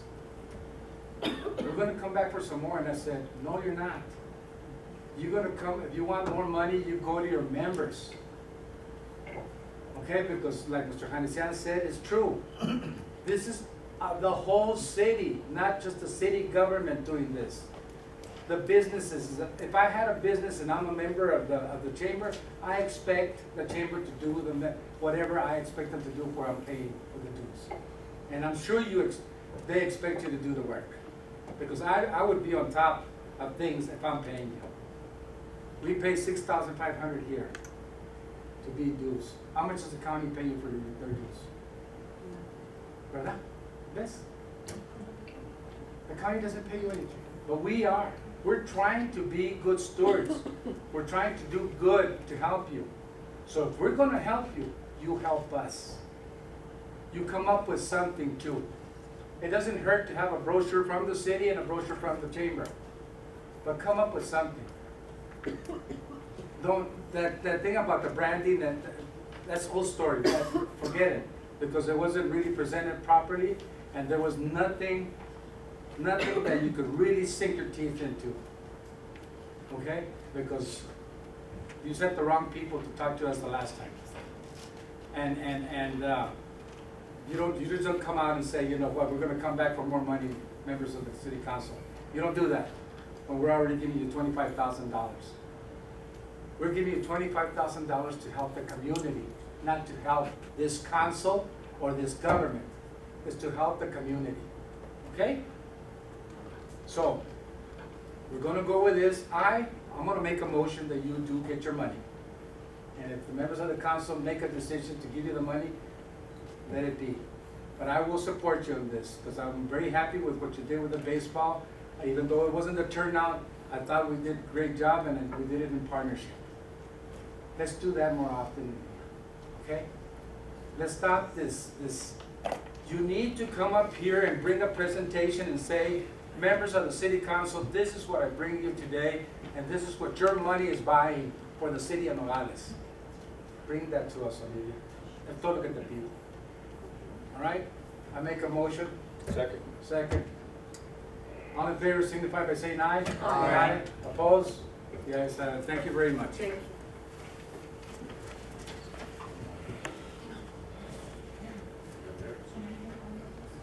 Item number 4, consideration and possible action, discussion of item 13-10. Mr. Diaz, will you please, or do you want to make a motion on this, or just discussion for now? It's just Discussion. discussion, Okay, go ahead, it's just sir. an update on the classification study, see how far along we've gotten with it, see if we run into any glitches, any problems that we should be aware of, you know, just how far are we along with it, and when Mr. we're Dilly? gonna be done with it and all that. Mr. Dilly? Mr. Members of Council, Councilman Diaz, thank you for bringing this up. Why don't we turn some time over to Elda? She's really been spearheading this effort with the consulting group, and she can give us a quick update on where we stand with this project and effort. May I? Go ahead. Good evening, Mayor and members of the council. Elba Rio Chavez, HR Director.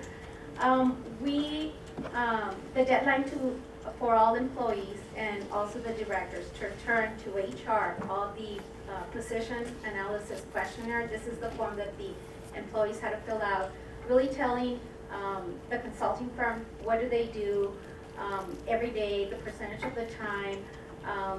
You know, if we were to hire someone in their position, the education level, skills, and all of that.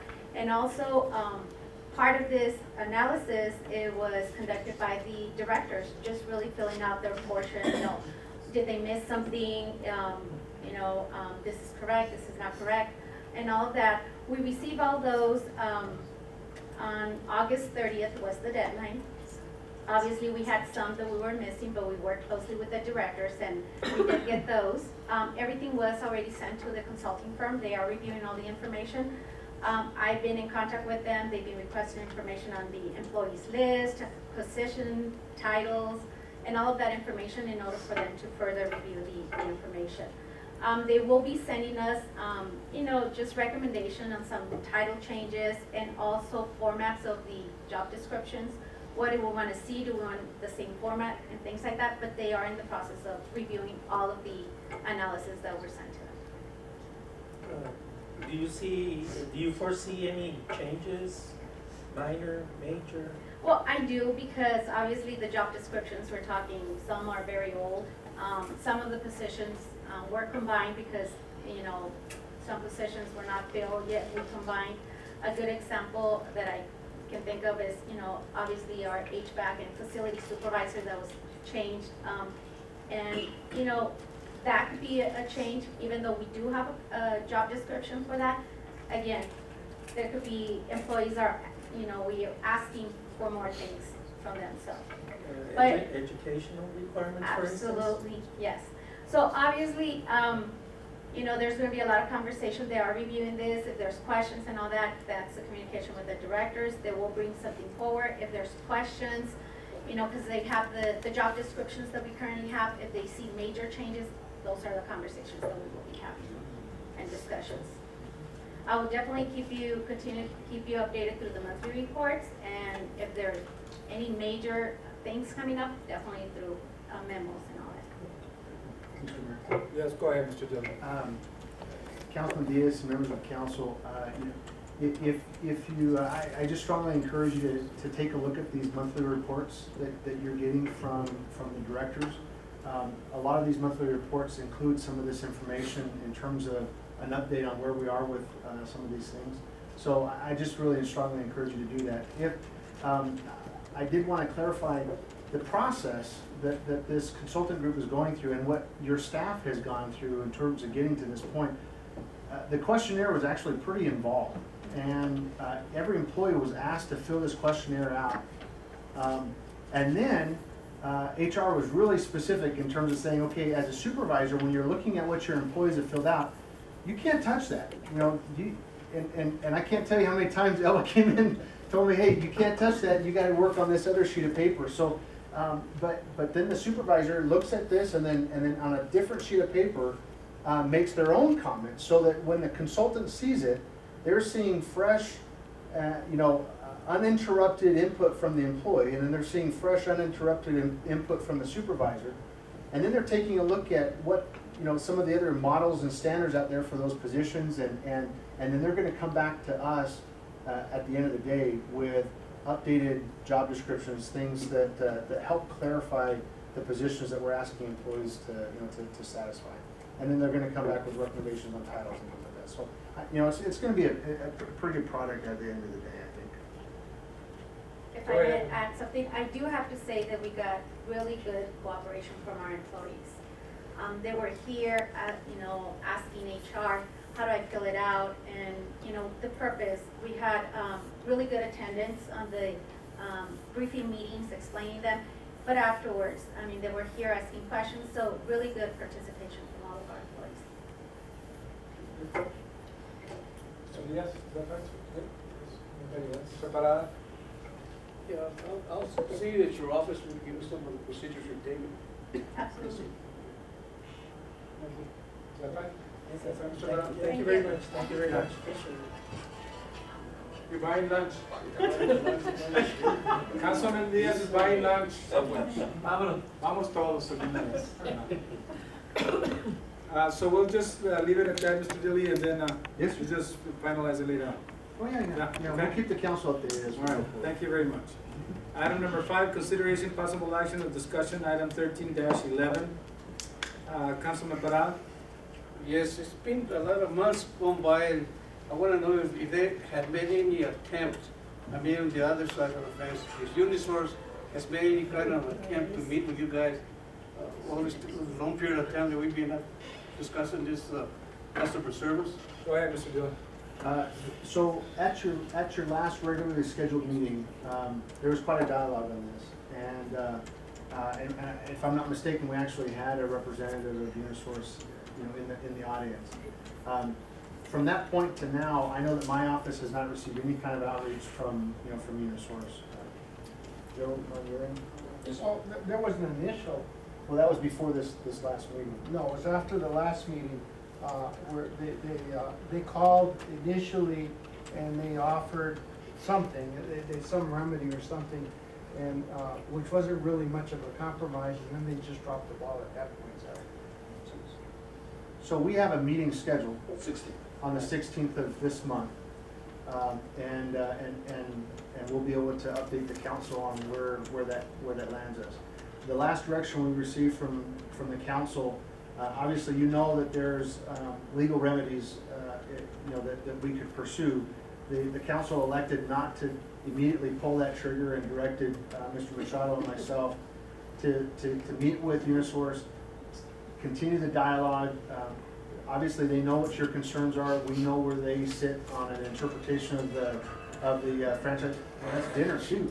Anyway, franchise agreement, and what we're supposed to do is try to see if there's something that they can do to come to the table and try to satisfy the tenets of that franchise agreement. So that's what we'll try to do on the 16th of this month. Just for information, it's gonna be a buffet he's taking us to. Wow. That's the second time, Mr. Diaz. Go ahead, Councilman. I guess what I'd like to hear from our legal representation here. Last time there was a discussion and a question mark on saying that they had the same report that we did. But yet, I mean, I read it and it really, there's like, to me, it's more like they're breaking the spirit of the contract. And I'd like a legal opinion, like what our city attorney how he reads it is. I mean, do we have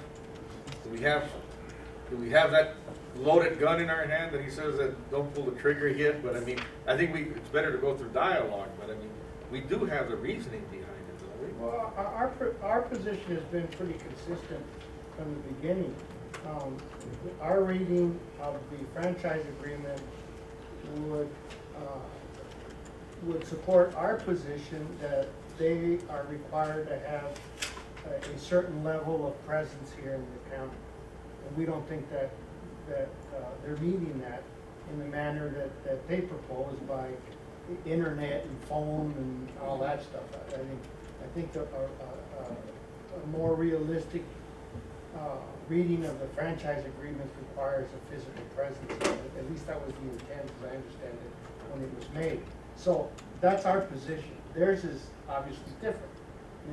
Their position is that they meet that requirement by providing all these other alternative means for their presence.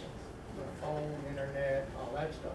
So if they don't come off of their position, we don't come off of our position, obviously we're gonna have to go to court or to the ACC.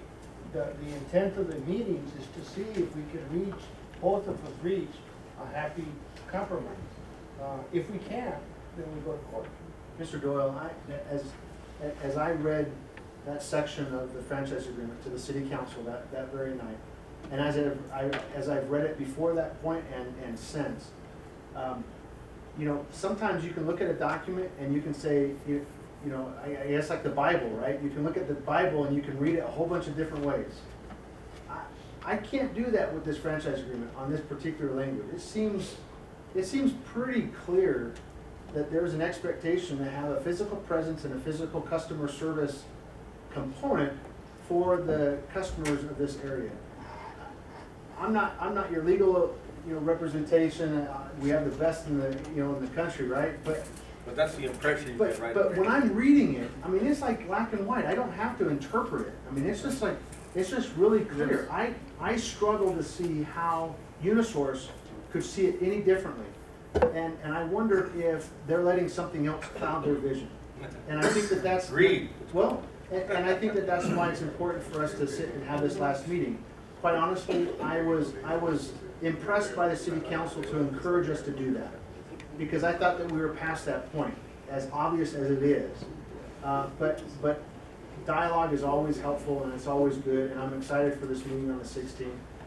We'll see where it takes us, and then we'll be able to report back to you guys. Well, thank you. That's what we want to know, where we're at, and I appreciate that. Thank you very much. We'll go, item number 6. Consideration possible action of item, possible action of discussion item 13-12. Councilman Parada? Palo Duro, the building up there, the restaurant. You know, it's a waste if we let it go down, not being occupied or being used. And I thought that we had planned, or the record, or Mr. Bachilla had planned to get together with the homeowners to see if they could come up with some ideas how to promote the area there, the golf course, turning for a park, or use the building for something. We wanted input from the homeowners, see who could get some of the ball rolling and get something done. Because it's a shame what we have all the beautiful golf course and a beautiful building and a swimming pool and all, just sitting idle, it's going to be falling apart. Vandalism is taking place. So I definitely appreciate the fact that this item was requested on the agenda. Staff has not been idle in its effort to find some solution for that piece of property out there. If I might just draw the council back on the last instruction that Councilman Parada has referenced.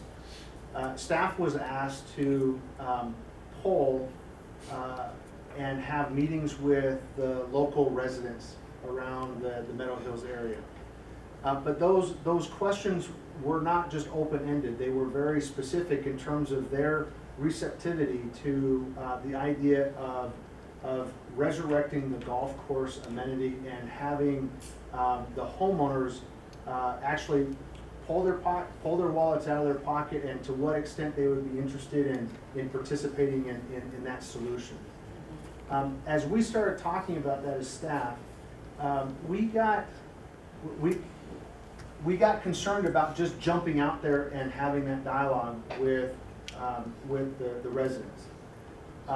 One, we don't really know what the costs are. We have some ballpark costs for operating the golf course, but we don't have finite costs. And so when you start getting out there in front of residents in terms of what it's going to cost, kind of like the Via San Simon issue that you're going to be talking about later tonight,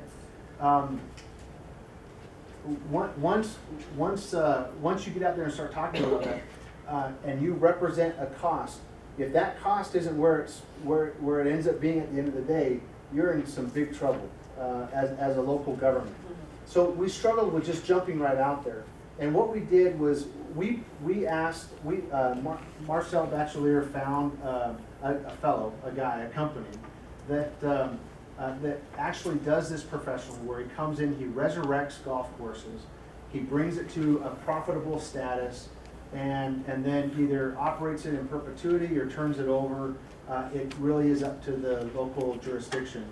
And we've talked to him, and he's given us some proposals based off of his professional background and what he thinks. He's been on the site, he's been out there, he's touched the soil, he's smelt the grass or the weeds or whatever, right? And he's looked at our system. And there are a couple of options that we would like to discuss with the council tonight, just by way of an update.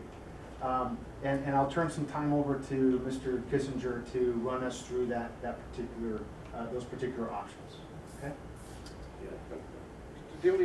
The fact is that doing something is better than not doing nothing at all. We don't have to bring up prices of what the cost going to be for the golf course or anything. We want to get the feeling of the people and feedback from the people that reside there, because they paid a lot of money for those homes. Right, so one of these options is... Yeah, we just want to get the feelings, you know.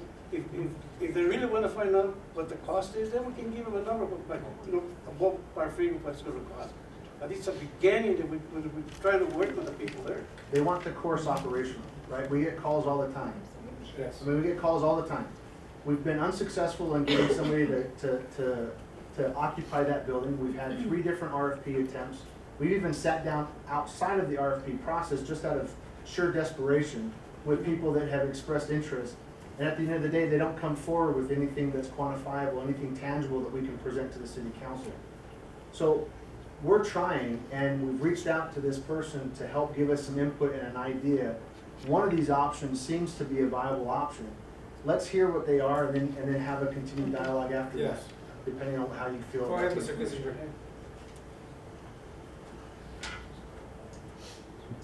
Mayor? Go ahead. Mr. Mayor, can I have Aaron approach you and give you some Yes. papers? Aaron?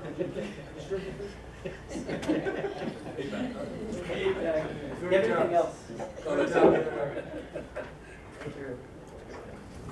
Right? Good job. You're a good soldier. Mr. Mayor? Go ahead. So this individual, he's with Golf Links. He's an expert in this field. I gave you a copy of some information about him and some of the articles. He was successful in turning around a municipal golf course in Pico Rivera, and there's an article about him. So he knows what he's talking about when we talk about golf course. So we asked Mr. Williams to come down and look at Palo golf course and look at the locations. He looked at the irrigation fields and the controllers. He looked at the quality of the remaining turf that's out there, and there is turf, believe it or not, out there. He looked at the greens and the tee surfaces, the fairways, the trees, the green sides, the fairway bunkering, the fertigation system, which I had to even look up that word to make sure it was a word, but it is. And then the quality of our pump house and equipment. And so this is what he found. He found that the integrity of the entire golf course was pretty much intact, which was good news. You know, it's overgrown with weeds, but it's pretty much intact. The layout was good, and he was impressed on how the golf course was actually built. And we all knew that when they put that together. I don't know if it's an Arnold Palmer course or not, but it's pretty close to it when they originally built the second 18th to it. And I'm sure Mr. Hanesian knows because he's a golfer right here. The fairways, the greens, tees area, they need some additional preparation and maintenance. The bunkers need to be edged and put new sand in it. The pump house is inoperable because they hadn't had the power on, and the system appears to be in good working order, but will need to be serviced from sitting idle an extended periods of time. There are two I can't even say that word. Fertigation tanks outside the pump house. One needs to be removed, and the other appears to be in good working order. And the lake needs to be cleaned and filled. We had a subsequent conversation about the lake because we found out from the city that that lake, when you fill it, within a week, it just leaches down to the next We pond. lost over 1 million gallons of water in less than 7 days. So as he looked at it, he gave us some options. He gave us 3 options to explore. Option number 1 would be just to open up the driving range and the putting green. That's area right in front of the restaurant. Option number 2 would be opening up the driving range and the putting green, plus opening up 9 holes. And then option number 3 would be opening up the driving range and putting greens and the entire 18 holes of golf. So we asked, he looked at those 3 options for us. Okay, so option number 1, the driving range, and he gives the measurements there of how big it is in square footage and in acres. And he said that looking at it, it would be one of probably the finest driving ranges within 25 miles. So as he compared them to other driving ranges throughout our area, he said that's a pretty doggone good one. Okay, of course it needs to be improved. It needs to be reseeded, and then he talked about the shape of it and why it's good for the average player, and it has a lot to offer, and that the range has open spaces on each side, giving the player a sense of openness, and there are 28 hitting stalls with lights, so they can do it after hours. Okay, so for option number 1, to get that driving range and putting surface up to operational standards would cost $19,780, he's estimating.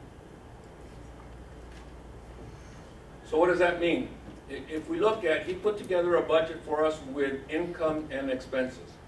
So he said to operate just the putting greens and the driving range annually, he's estimating that the income would be about $56,000, but the expenses would run about $90,000.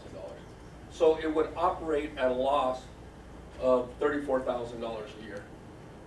However, if we tack on the $19,780 startup, the first year alone, we would be operating, if we just did the driving range, right?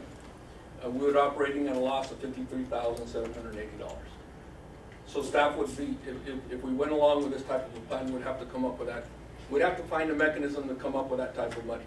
Whether it's a homeowners association, a partnership, whatever. No, maybe Mr. Hanesian would like to go half and half on that. Our second option would be to open up a 9-hole. And that's 25 acres, fairway, 14, I guess that's acres of rough, and 1.5 acres of tee surface, total of 1.79 million square feet, or 4.5 acres, and of area would be needed to be seeded and grown in.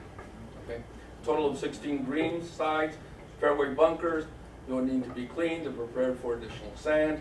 9 putting surface with 65,000 square feet, or 1.48 acres would need seeding for the putting surface, and the overall cost would also include the pump house maintenance and repairs, irrigation field repairs, satellite control repairs, lake cleaning, seating, amenities, and sand. So option number 2, okay, just to get it going, would be the 19,780 for the driving range, plus an additional $261,580 to get 9 holes up and running. So that would give us a total to bring this up to standards of $281,360 is what his estimate is on that. Okay, so if we look at the proposed budget for a 9-hole golf course, okay, he's estimating that the income would be $581,000 annually, but the expenses to operate it would be $574,600. Okay, which would have a positive effect at the end of the year, or a gain of $6,400. I know it says loss there, but that's my mistake. I put that wrong in there. However, this budget doesn't, that you're seeing there doesn't include the $281,360 startup cost for the first year. So the first year, if you add that plus the 64, or you subtract the 64, you would have $274,960 loss the first year. But every subsequent year, if everything remained the same, would make a profit of $6,400. And then option number 3, open up the entire golf course. All parts of the golf course will be open and maintained on a regular basis. Clean and prepare 22 acres of fairway, or 12 acres of rough area, and 1.3 acres of tee surface, a total of 1.53 million square feet, or 35.3 acres of this area will be needed to be seeded. 14 green sides and fairway bunkers will need to be cleaned and add sand. The 9-hole putting surface measures 61,000 square feet, or 1.39 acres of seeded, and the additional 9 holes of watering, and the fairway seems to sit a little bit closer together. And to determine factors of the overall cost would be irrigation field repair, satellite controller repair, seeds, amenity, and sand. So to get all 18 holes up and running out the gate, we would need $535,078. I'm going to go fast. Okay, so the budget to operate an 18-hole golf course is estimated that the revenues from operating it would be $761,000. However, the expenses to operate an 18-hole golf course would be $826,000, and so it would be an annual loss of $65,000. Okay. Yeah, okay. We gotta have a slide that just says questions. And I'm trying to get through this real quick. So the startup would be the $535,078 plus the loss that we have every year. So first year loss would be $600,078.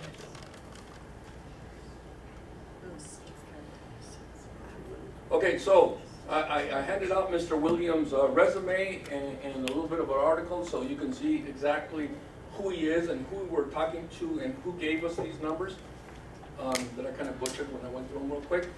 And typically his contract, and I have a sample contract, but typically the contract that he has with the municipalities that he works with are 3 to 5 year contracts with an option at the end of that a year before the contract ends, he usually has an option to renew it for the next 3 to 5. He also mentioned that to bring the restaurant, and the numbers that I gave you just talk about golf course, okay? To bring the restaurant up to par, to be just lunch, hamburger, hot dog, burritos, you know, Cokes and stuff like that, just for your golfers, not your fine dining restaurant, right? He's calculating between $15,000 and $20,000 up front to bring that restaurant up to par and running. And then another question that's not calculated in these numbers is the liquor license. Currently, I'm not aware of, and I guess it's something we need to research, where the liquor license that was associated with Palo Golf Course is at. If it was sold or it's gone away or whatever, because I guess there's some type of a cost in obtaining a liquor license. So with that, that's kind of the new information that we've been working on. It's a pretty huge packet, but I try to compile it as much as I could, just so I can give you a brief overview on what staff has done and the information we've learned. Councilmember, you have something to say? Yes, I was just wondering where he was gonna get all these people to go and support this golf course, like golfers. I don't know where he's coming from. He might have had success in California and other places, but then again, does location come into play here? Do they have a lot of more people over there where, go and use the golf courses? Like, how are the local golf courses doing in comparison? Are they losing money? Are they making money like Rio Rico or Kino Springs? I think somebody ran an assessment about that before, didn't they? Mr. Mayor? Go ahead. So I asked him that specific question because I had the same question that you had. I said, well, you know what? How are the other golf courses going to do? How can you report to me those revenues? Okay. He indicated to me that he did visit Rio Rico Golf Course. He visited Kino Springs. He's quite aware of both those golf courses and the one in Tubac. He's aware of the golf courses in the area. He says, John, I'm a professional. This is what I do for a living. He says, this golf course, you bring it up, you bring in the 9 holes, and that's the numbers that I believe you can do. I even backed out. I got if you look at the budget where it says green fees, I divided it by 365 and then by the average number of golfers, and he talked about how many golfers. And I think that what he was showing me was, I forget the number, I think it was 30. Was it 30? I believe it was 30, maybe 30 golfers a day at a municipal rate would bring in the numbers that he's talking about. He felt confident. I'm not an expert. I wouldn't know how many golfers we have. I know some of us on the council play a little bit more golf than others, and some of them are a lot better, but I don't, so I'm not real sure how he comes up with his numbers, but that's what he reported to us. John, didn't he also look at the history of that course a little bit? He looked at that history, and I think he looked at the other ones. So I know he looked at the other ones. I also believe he looked at when this course was operational and functioning and running, what kind of draw it had on golfers. I think that's probably one of the reasons why he's recommending only a 9-hole course and not an 18-hole course. Because the truth of the matter is Kino Springs isn't running in the black. It's running in the red. It's being supplemented by developers who understand that there's a long-term haul, not the short game, right? And I don't think Rio Rico is running in the black either. So, he's aware of that. You see the results of that in his proposals. If we were to operate an 18-hole course, we have the fixed cost, the startup cost, and we can expect to operate at a loss every year after that startup cost. The second, the really proposal number 2, which is the 9-hole course, and the fairway or the driving range and the putting range, is the only option in his professional opinion that would operate at a cash plus level, albeit very small. But it is something that he thinks is very viable. John, could you just take 1 minute and maybe explain to the council what the relationship would be between the city and Mr. Williams if we were to shake hands and walk down this course together? Inside a contract? Yeah. Basically, How that would work in terms of operation? expenses and things like that. So basically the way it works is we would have a budget where he would work in partnership with whoever we've done, probably with I'm assuming with our park and rec director on the expenditure of the budget, but he would be the operator of the golf course. He runs the golf course. He hires the people. He will, you can formulate it different ways where we're reimbursing him, or he works through Marcel and writes the checks, but the employees there would not be city employees. He manages the golf course turnkey. Everything to do with the golf course. So we don't have to have our HR department worried about hiring or firing or paying wages or having them part of our city employees. He turns a turnkey. And typically the way it works is his incentive is, and if you notice there's a payroll, so they pay all of their own employees out of their expenses there. But one of their incentives is to make a profit. So they're interested in making a profit on this. And the reason why they want to make a profit is typically how it works on their contracts is their contract splits the profit 3 ways. Okay, so the profit is split between the city, between the consulting company that runs, or the company that runs the golf course, and then the third one is put back into the golf course. So they put it back in as in capital and capital improvements, or doing more things to the golf course. So that's why he was talking that the 9-hole could eventually turn into a little bit more. And we had some great ideas. One of the ideas is to do a 9-hole golf course, and then maybe the 3rd year do a 3-hole junior. Was it a junior golf course? Junior course. Where just you just go out for 3 holes, and you would take the holes and modify them slightly so you don't ruin the integrity of the 18 holes, and put a small temporary green and then another green. And it's a 3-hole where you would take a junior to play. I mean, when he says a junior, toddlers, no? So it's a dad and son type thing where they just go learn how to play 3 holes, and they can rent out the real short clubs. They would cut them down for the little kids to practice and play. He talked about doing a lot of community events out there, you know, possibly expanding, cleaning up one of those fairways and greens, and just do other types of activities. So he seemed to be very astute to how to work in partnership with municipalities and understand the need of a municipality providing a service of recreation and golf courses and those types of, than just strictly like a country club type golf course. At least that's the feeling I got. Yeah, so how are they gonna split the investment? I mean, profit's gonna go 3 ways, but how about the investment? The investment remains 100% the city's. We own it. Any penny that goes in the golf course, we're not splitting it, you know, it belongs to us. We're just hiring this company to run the golf course for us. So in other words, the 281,000 for the 9 holes, We put it up. we have to put it up, or the people in Middle Hills puts it up. Well- Somebody's gotta put it up. Well, if it remains property of the city of Nogales, we put it up. Yeah. Where we get our funding from could be a different story.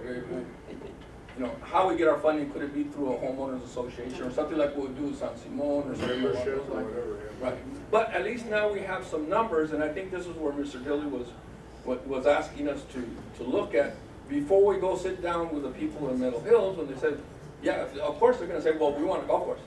Well, yeah, but how much? You ask them, they're gonna say, we want to Yeah, go. that's what they tell me, but now we have numbers to show. To show them, and these aren't numbers that we're coming up with. It's not numbers of a friend that knows a friend. This is a company that you can see. And you know, and I want to thank you very much, because actually this is good because of the 3 options. You got an opportunity to, and then to open up the restaurant, I mean, not for probably 90, you know, Right. 1,000 hamburgers for the players. But at least we don't have that eyesore. But you know, honestly, I think at the very end, we're gonna pay for it. Again, we've sat here for, 2 years? Yes. About 2 years, right? Talking about the need to get that area back to life. We've heard for the last 2 years from residents out in the area, hey, something's gotta be done. Anytime you ask them, get the golf course going. You know, we bought our home around here because there's a golf course, and we need to get that course going. You know, we don't know how to move forward with that unless we do something like this. This would be the cost of having activity out there. And if you put that investment up front, and it's alive and doing well, if these numbers play out, then, you know, it's just the cost of doing business. You know it's not cheap, you know that it's, as a recreational activity, it seems to be waning. City of Tucson, you know, closed several courses over the last year and a half. So, you know, if this is what the council wants to do with that property, this is what it's gonna cost to get it done. You know, I was talking with Joe just a minute ago, he pointed out that, you know, if this is what we need to do, what we wanna do, we may have to look at doing something like an RFP, where Mr. Williams would be one of the people that would, you know, that would participate in that RFP. But one way or the other, if this is what the council wants to do, this is something like, this is a mechanism to get it done. Mr. Mayor, by the way, that picture there was taken Saturday. That's Meadow Hills Golf Course. Yes. I mean, it's one of the best places we have around here. So, members of the city council, we're, what is our next step? Besides, well, you know what's gonna happen when we go to the people. Well, let's try it. Let's try it. Yeah. You gotta give it a rest. Now you have the numbers. Yeah, but don't say the numbers until we have some kind of commitment. If they really want it, you know. Hey, look, I think There's a guy right there that's gonna put the numbers on tomorrow. He's right there, look. No, there's no way you can put it, the numbers are there, but these are numbers that, this is a proposal, this is not something. And you know, like Mr. Kissinger was saying to Mr. Delia about, you know, the revenue part of it, it could be better. It could be, you know, they'll never know. If the economy gets better. We have a lot of people in produce that like to take their friends to play golf and relax and stuff. And I know that the Honolulu was one of the best places that they like to take their friends because, you know, they're from Nevada. Yeah. So but I honestly believe that we shouldn't go past 9 holes. No, 9 holes is what it used to be. Mr. Mayor? Yes. When he put forward the proposal that 9 holes was the key to getting this done, quite honestly, you know, there are a lot of people out there that really like a 9-hole course. This isn't going to be an executive course. There are going to be some par 4s and things like that on it. But there's a lot of people like myself who can't really invest the 4 hours of time it takes to get through an 18-hole course, and something they don't want to pay the higher amount of money to do an 18. I'm really excited about the option of having a 9-hole course out there because you can get it done in a couple hours and be on your way doing other things. So I think there's probably going to be a lot of interest on something like this, but it doesn't come, you know, it comes at a cost.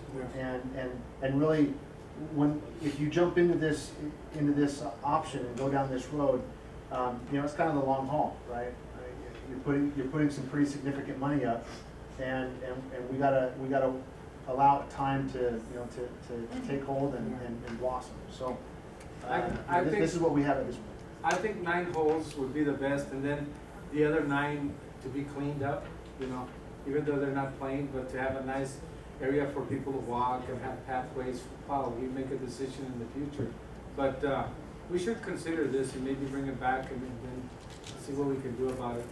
But we need to talk to the people there. Yeah, we should talk to them and see. I don't know how interested they're going to be in investing, but it's something, it's a question that's been asked, and we should do it. Yeah, go ahead. Is there any possibility of adding a little something else, like for the rest of the community, like those other 9 holes that you want to clean up, like a miniature golf or something that attracts, you know, families that aren't really golfers but want to go spend? That's another $200,000. Yes. Mr. Mayor, Councilman Doyle, with Mr. Williams and staff, we did talk about other ideas, but we have to start somewhere. And there's a lot of good ideas out there. I'm sure you have great ideas, and there's a lot of, you probably all have your own individual great idea that we could do out there. If we try to do it all, it would be too much and we wouldn't do anything. So, I mean, this might be just a little, I mean, might be pushing the envelope in terms of what's being too much, right? It would help us as staff on this particular item, if you're saying, okay, staff, now you got some numbers, now go out to the residents. It'd be helpful to know where your comfort level is. You know, if your comfort level is, you know, back on those numbers, if your comfort level is, you know, we're willing to invest 100,000. Homeowners, you gotta come up with the rest. It gives us as staff something to talk to. You know, and so, you know, we could say, hey, here's the price. Residents, what are you willing to ante up? And just leave it at that and see what kind of response we get. So, I think a little bit of input from the council would be helpful on that. Mr. Right. And when speaking with the consultant, because we had quite a bit of a conversation about alternative use for maybe the other night, right? He recommended that we just mow it, maybe water it, depending on how it goes, and leave it just open green area, but not do anything with it. And I'll tell you the reason why. He believes that the golf course is in, the layout of the golf course is in real good shape. It needs to put some new seed down, it needs to put some new grass, but the layout, which is very important for a golf course, is there. You don't want to stick a backhoe in there or a bulldozer in there and change the layout on it. You don't want to disturb the irrigation system that's already in place, because once you do that, then the cost just skyrockets. So you need to be careful that if you're going to use the land for other than a golf course, if you make that decision, it's going to be much more costly to bring it back to the golf course proposal. You know? So if we make a decision that we want to make a soccer field out of a couple of the fairways, it would be way too expensive to. It would be a bad decision to do that and then say, well, no, let's put it back to a golf course because 9 holes now are doing really good and we want to make 18. I just want to bring us all back around to where we need to be, and there's a proposal on the table for, you know, the win solution is the 9-hole, according to this consultant. All other options, all other ideas about other uses probably need to stay in the basket for right now until we figure out what we're going to do with this option. So Joyce, your recommendation right now is that we just sleep on it? If the city council is at a position where this is what we need to do, then I would suggest that maybe you direct staff at this point, now that we have these numbers, to schedule a couple of focused neighborhood meetings out there with the residents and talk to them about these numbers. Talk to them about, it has to be a partnership between the neighborhood group and the city. But the city at this point, the council at this point is interested in doing something. They just can't do it alone. Okay. And just kind of leave it at that and see where the residents come in. If it was a partnership between the city and the residents, who's the sole owner of it? Mr. Mattel? The city still? So their investment is just to put it up to par. They don't get anything back for it, except for having a golf course next to their house. No, and a better value on the property. Yeah, but No, the value is at the good end. right now. Well, no. I mean, there are relationships between golf courses and homeowners associations. Yes.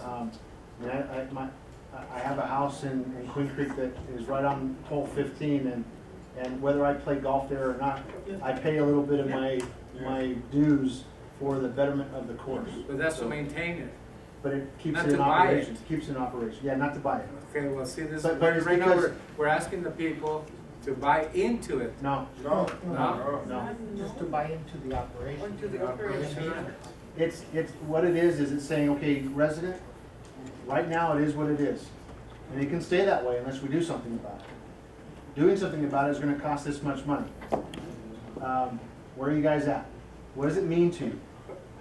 And we kind of go down the road. Okay. It's like a membership fee, they're gonna have a membership fee, and they'll have to come up with, you know, if there's, how many would you say, how many houses are there, 250 houses? At least. And that side of the Mariposa, So I know John's the first to sign up for it, right? Yeah, I will be, but unlike San Simon where we can go to San Simon and they're an organized Yeah. homeowners association. There's not one over there. No, we don't have one over there. Yeah, that's So- the problem. So that would be an additional obstacle that the city is going to face after we meet with the residents of the Meadow Hills area to see if they're even willing to, I guess, maybe formulate a homeowners association and get that going, because there currently does not exist one. Yeah. There could be a handful that want it and the rest don't. But that's input that would come back to you as a city council, then you can make a decision. What do you wanna It's do? up to the people there if they really want it or not. All right, so let's go that route. So do you need a vote for that? No, I think this is, Okay, let's go that we'll direction. also explore what we need to do from an RFP standpoint Yeah. and perhaps start that ball going too. All right, let's do that. Thank you, Mr. Dilly. Thank you, John. Good presentation. Item number 7, consideration of possible action of discussion item 13-13. Mr. Diaz. Mayor, members of council, as we all know, the police department downstairs is real short on space, parking, and they really need more space.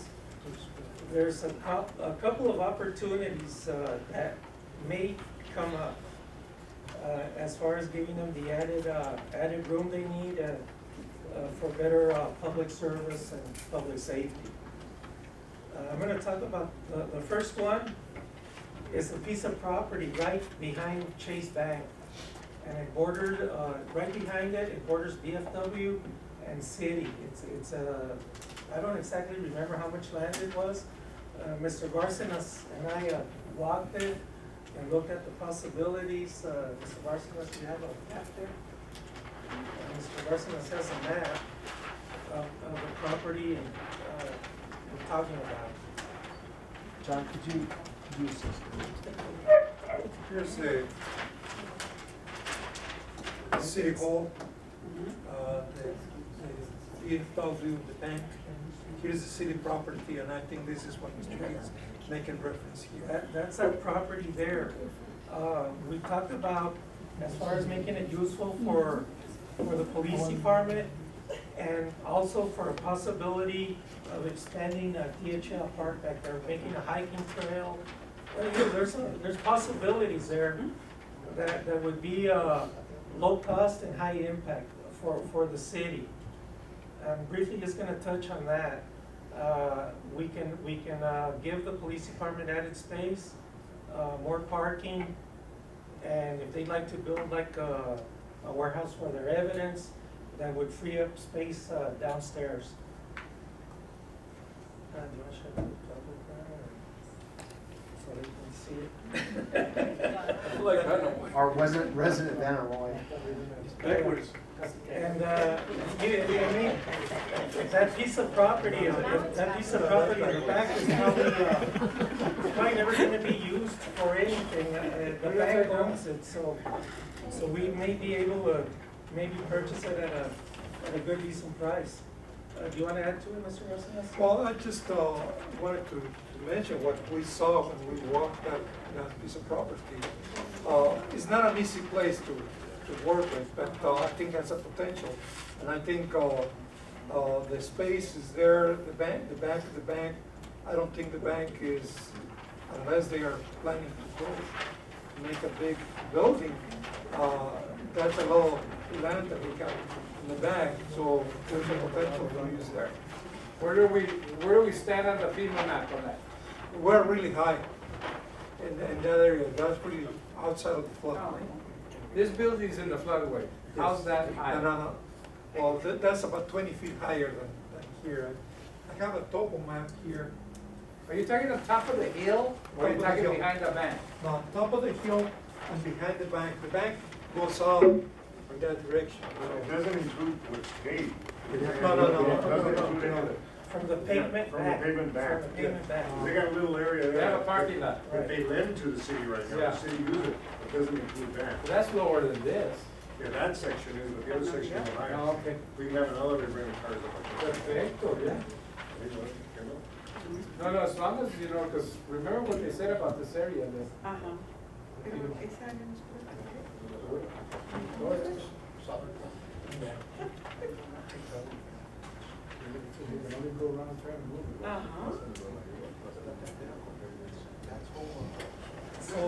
So if we went something like that, we could really free up the parking back here, and it'd be more user friendly for the park back here, because I know it gets, in the summertime especially, all the families coming to the back of the park, and the kids playing ball and all that. And we could maybe add a hiking trail back there, and make it real user friendly for everybody. And it would be, like I say, low cost and high impact. Good. Do you want to add a little more to that, Mr. Barcelos? Well, I just wanted to say that, it's about 20 feet different in elevation from the parking lot of this building to the top of the hill. Alex, you remember that that building was there on a 100-year flood and it stood up pretty good. We used that building for the control office, for communication center, is what we use it for emergency services. Which on one? On the 100-year flood, the sheriff's office. Downstairs. This is the. Go ahead, Mr. Dilly. Members of the council, you know, I think there's a lot of productivity that comes from brainstorming on ideas, and I know Councilman Diaz has brought this up. I know that he's been out there, and I appreciate the effort to have staff that would be trying to make that property developable involved in the decision-making process. As it relates to that property, assuming that we can level something out there and use it, as it relates to that property working for functions of the police department, you know, I think it's good to get that kind of input. We're talking, you know, about a department's operations, and so we would utilize Public Works to help level that ground out. But I want to keep the goal in mind. If we're doing it just for parking, I think you know, we can make that decision. If we're doing it because we intend to build something out there, and that building is to serve as an operational building for the police department, you know, we really need to get the police department to weigh in on that to a certain extent. And maybe they have, you know, I'm not quite sure. I do know that we have at least preliminarily looked at the option of leveling that property out, whether we could do it or not, and gain some additional parking space. And I know parking is an issue for the police department, no questions asked. So, I mean, if really the idea is to level that out so that we have added parking for the park functions, maybe even the park out here in front of City Hall, maybe a parking area for the police operations, that's one thing. But if we start thinking about building something out there, then we really need to, you know, do some more analysis. Mr. Diaz, you have something else? Yeah, there's another opportunity that it may be an opportunity, it may not, is the old sheriff's office. I know we all been taking tours of that this past week, and that would be another consideration. I know the ideal thing to do is build a brand new police department, but we don't have any money for that. And we can't burden the people of the city of Nogales with more financial burden the way the economic crisis is. People now are making less money than they used to, and the cost of living has gone up quite a bit, so we can't burden the citizens of Nogales with any more expense. And that's why I'm bringing this up, and the old sheriff's office. As far as maybe doing an IGA with the county, and maybe we can get a good deal on that, and lease it to us for $1 a year or whatever. It'd be a matter of talking to them and getting the ball rolling and see what we can do to help the police department out and giving them a little bit more breathing room. Well, I went to see it, and yeah, they did some improvements on the south side of the building, but everything past the evidence locker is just the same as it was before. I don't know how much more room we can give the PD there. I do know just by the looks of it that Mr. Diaz, it's a great idea, but I'm looking at about $1 million worth of it, renovation and then, and I don't know how much for the 911 system and for the dispatch, it's too small. They have a lot of parking, but then again, that I can remember, I've seen that building with 2 feet of water inside of it, twice. And mud throughout, evacuated all the prisoners because the wash went over. So I look at it this way. I recommend that we first contact John Hayes and let's see what he tells us about that building, see where that building is at. Why did the sheriff move from there and went on top of the hill? And then see the cost of it. The way I look at it, we're probably gonna have to spend some money, Mr. Diaz, just to get an architect to go over there and say, you told us that this building here was not equipped for it because the FEMA maps say you can't put an emergency building in this area because it's floodway, to tell us what they think about that one. If we can invest that amount of money for a police department. And if we get good results from there, then that's the time we look at it. But let's see what John Hayes says. Let's see if the county says, you know what, that's a great place to put the PD. It's research. Yeah, you know they're gonna say, yeah, if they wanna get rid of it. They wanna get rid of it, yeah. Yeah. But I mean, that's research. Yeah, no, I'm saying, let's research, that's what I Thinking of just the said. future, no? Yeah, let's have John Hayes tells us where that building is at in the FEMA floodplain. And I can tell you the water, I've seen it go the height of the railroad tracks, and that's 4 feet higher than the floor of that building. Right, so we have to be very careful in that area. But you know, and that would only be like a Band-Aid for the PD. You know, that'd be, the only thing I saw good about that building, Mr. Diaz, is that it's on the other side of the railroad tracks. But if it was a fire department that needs an emergency vehicles to go and for an emergency on that side of the railroad tracks when the train is dividing our city, I can understand this. But for a police department, to have it, actually it's 2 blocks away from where they're at right now, and either make it a full police department or just divide it, there's still a lot to look at. It's a great idea. Research. We have to look for the future. You know, I would love to see a new police department. We can do it. That's why I brought up these two items for discussion, just for discussion. Yes, sir. Maybe we can build something on discussing it, and, you know, maybe somebody else has No, good ideas. and it is a great idea, like I told you, it's a great idea, and I'm glad the rest of the members of the council had an opportunity to go in there. I hadn't seen the remodeling part that they did in the front section, the kitchen and all that, where they had the juvenile detention and the women's holding tank and all that. It's a great change, but everything past there where the jail cells are at, oh my God, to remove that and to make it a PD. Yeah, you can make it, it'll look kind of like the Arizona Territorial Prison in Yuma. We can use it for Halloween. For Halloween. Well, they did a real good job of the remodeling. Yeah, they did. I wish I had a kitchen like that. Yes. A conference room like that. They did good, but that's all they have. They really don't have room for the PD right now, unless that whole north side of the building is remodeled too. And yes, go ahead, Mr. Dillon. Man, we're in the mode of brainstorming, and you know, every idea is a good idea at this point. I'm just gonna throw it out there. If you guys want staff to look at it a little bit more, happy to do it, but would be reluctant to do it without your head nod. Yeah, we'd like to hear the information, what you find out.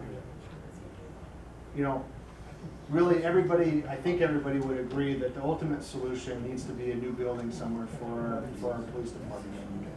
Maybe I'm wrong on that, but ultimately, a new building for our police department. That takes a lot of planning, a lot of time, and when I say that, you know, you talk to these communities that do it, they're in the planning process 5 years, you know, 6 years to make it happen, right? What about the idea of exploring moving the court, and some of you have talked about this, moving the court up to the county complex and allowing some breathing room for the police department downstairs?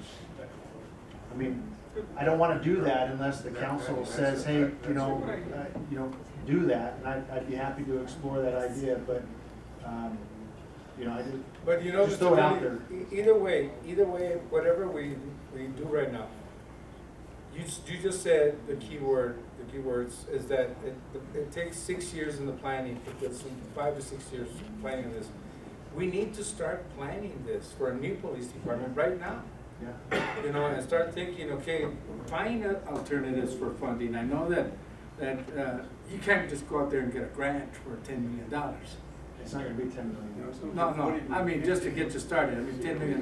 It's gonna be a lot more than that. But I mean, what I'm saying is that that every grant, we like to throw that word around. There's always a matching part of it.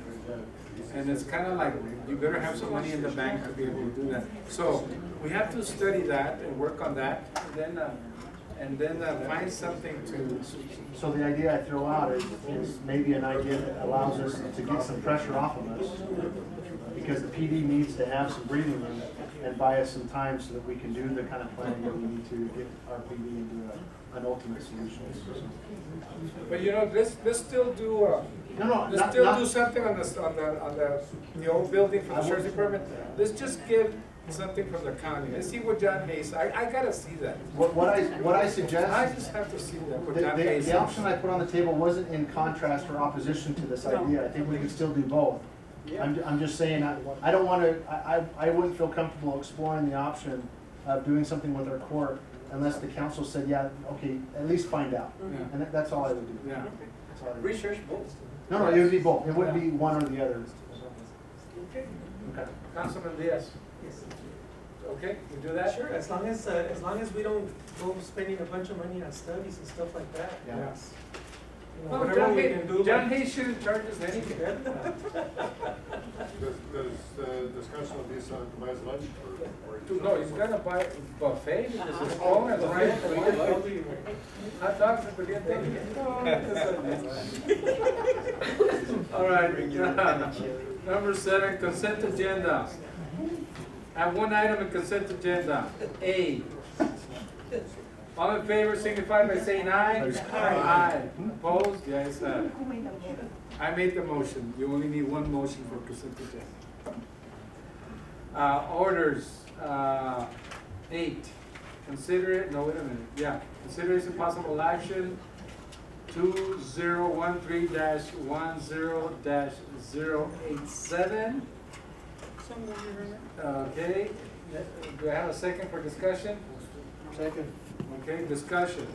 Mr. Dilly. Mr. Mayor, members of council, quickly, last time this item was before you, we had gone out and secured a bid from a consultant to come in, an engineering consultant to come in and do the design concept report for the project up at Villa San Simon, which includes water, sewer, and street improvements to the city standards. We had been in a lot of dialogue with the homeowners association through the management company that represents the group. One of the big questions, ruling questions, I guess, on the table with the city council at that time was, how do we really know that the homeowners are behind this? How do we really know that the majority of them are saying, yes, we understand, let's move forward? And so staff was directed at that point in time to go back and work with the homeowners association and the management company to secure that information for the council. I'll turn some time over to John. He'll walk you through the results of our efforts with them and why this item is back in front of you tonight. Mr. Mayor, so we worked with the homeowner association and the management group. We put together out a questionnaire which we sent out to each one of the 84 property owners. I believe it was 84 in San Simon. The results, the majority results of that survey is included in your packet. And as you can see, the majority of the homeowners are in favor of moving forward and to explore the possibility of doing assessment district. We need to bring this the design concept to the 30% level where we'll get construction costs. So once we get the construction costs, we'll engage, is it Mr. Pooler? G.R. Puller. G.R. Pooler, who would be able to assess how much each of the property owners will need to pay and how much, and how they would pay, put together the packet. We'll bring it in front of you for your approval. And from there, we go out and we seek finance for this project, get the money, and then move forward on it. I just want to let you know, Mr. Mayor, that the Homeowners Association is present in this room today. And if you have any questions for them or anything, they're here to answer those questions also. Would any of you want to say anything?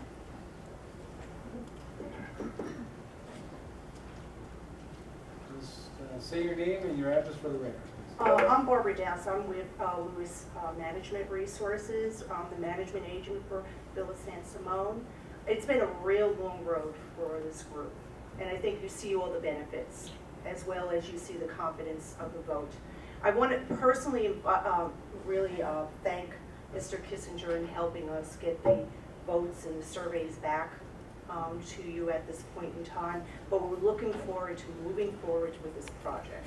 I mean, we're really excited. I believe they'll jump through hoops to get this project done, and whatever you need from us as well as the board of directors, we're here.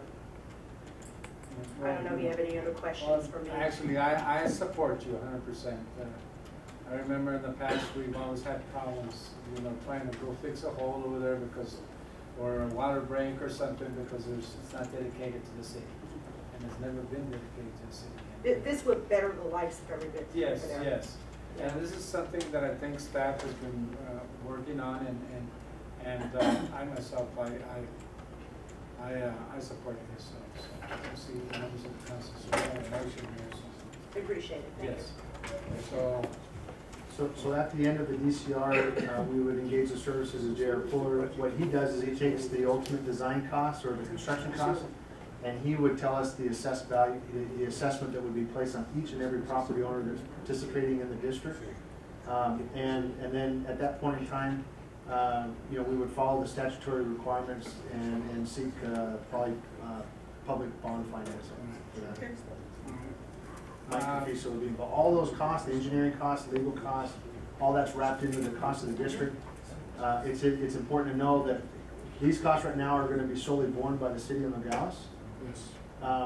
If we are successful in having a district formed, these costs can be wrapped into those costs, and we would get, I guess, 33% or 66% of that back because it's a three-way split. We're handling part of that cost ourselves. So we're starting it out. Yes. So we have a motion and a second. Okay, all in favor signify by saying aye. Aye. Opposed? The ayes have it. Thank you very much. Number 9, resolutions. Consideration possible action of resolution R2013-10-009. So moved. Second. Discussion. Hearing none. No. All in favor signify by saying aye. Aye. Opposed? The ayes have it. Number 10, executive session. We will be going into executive session. Consultation with the city attorney.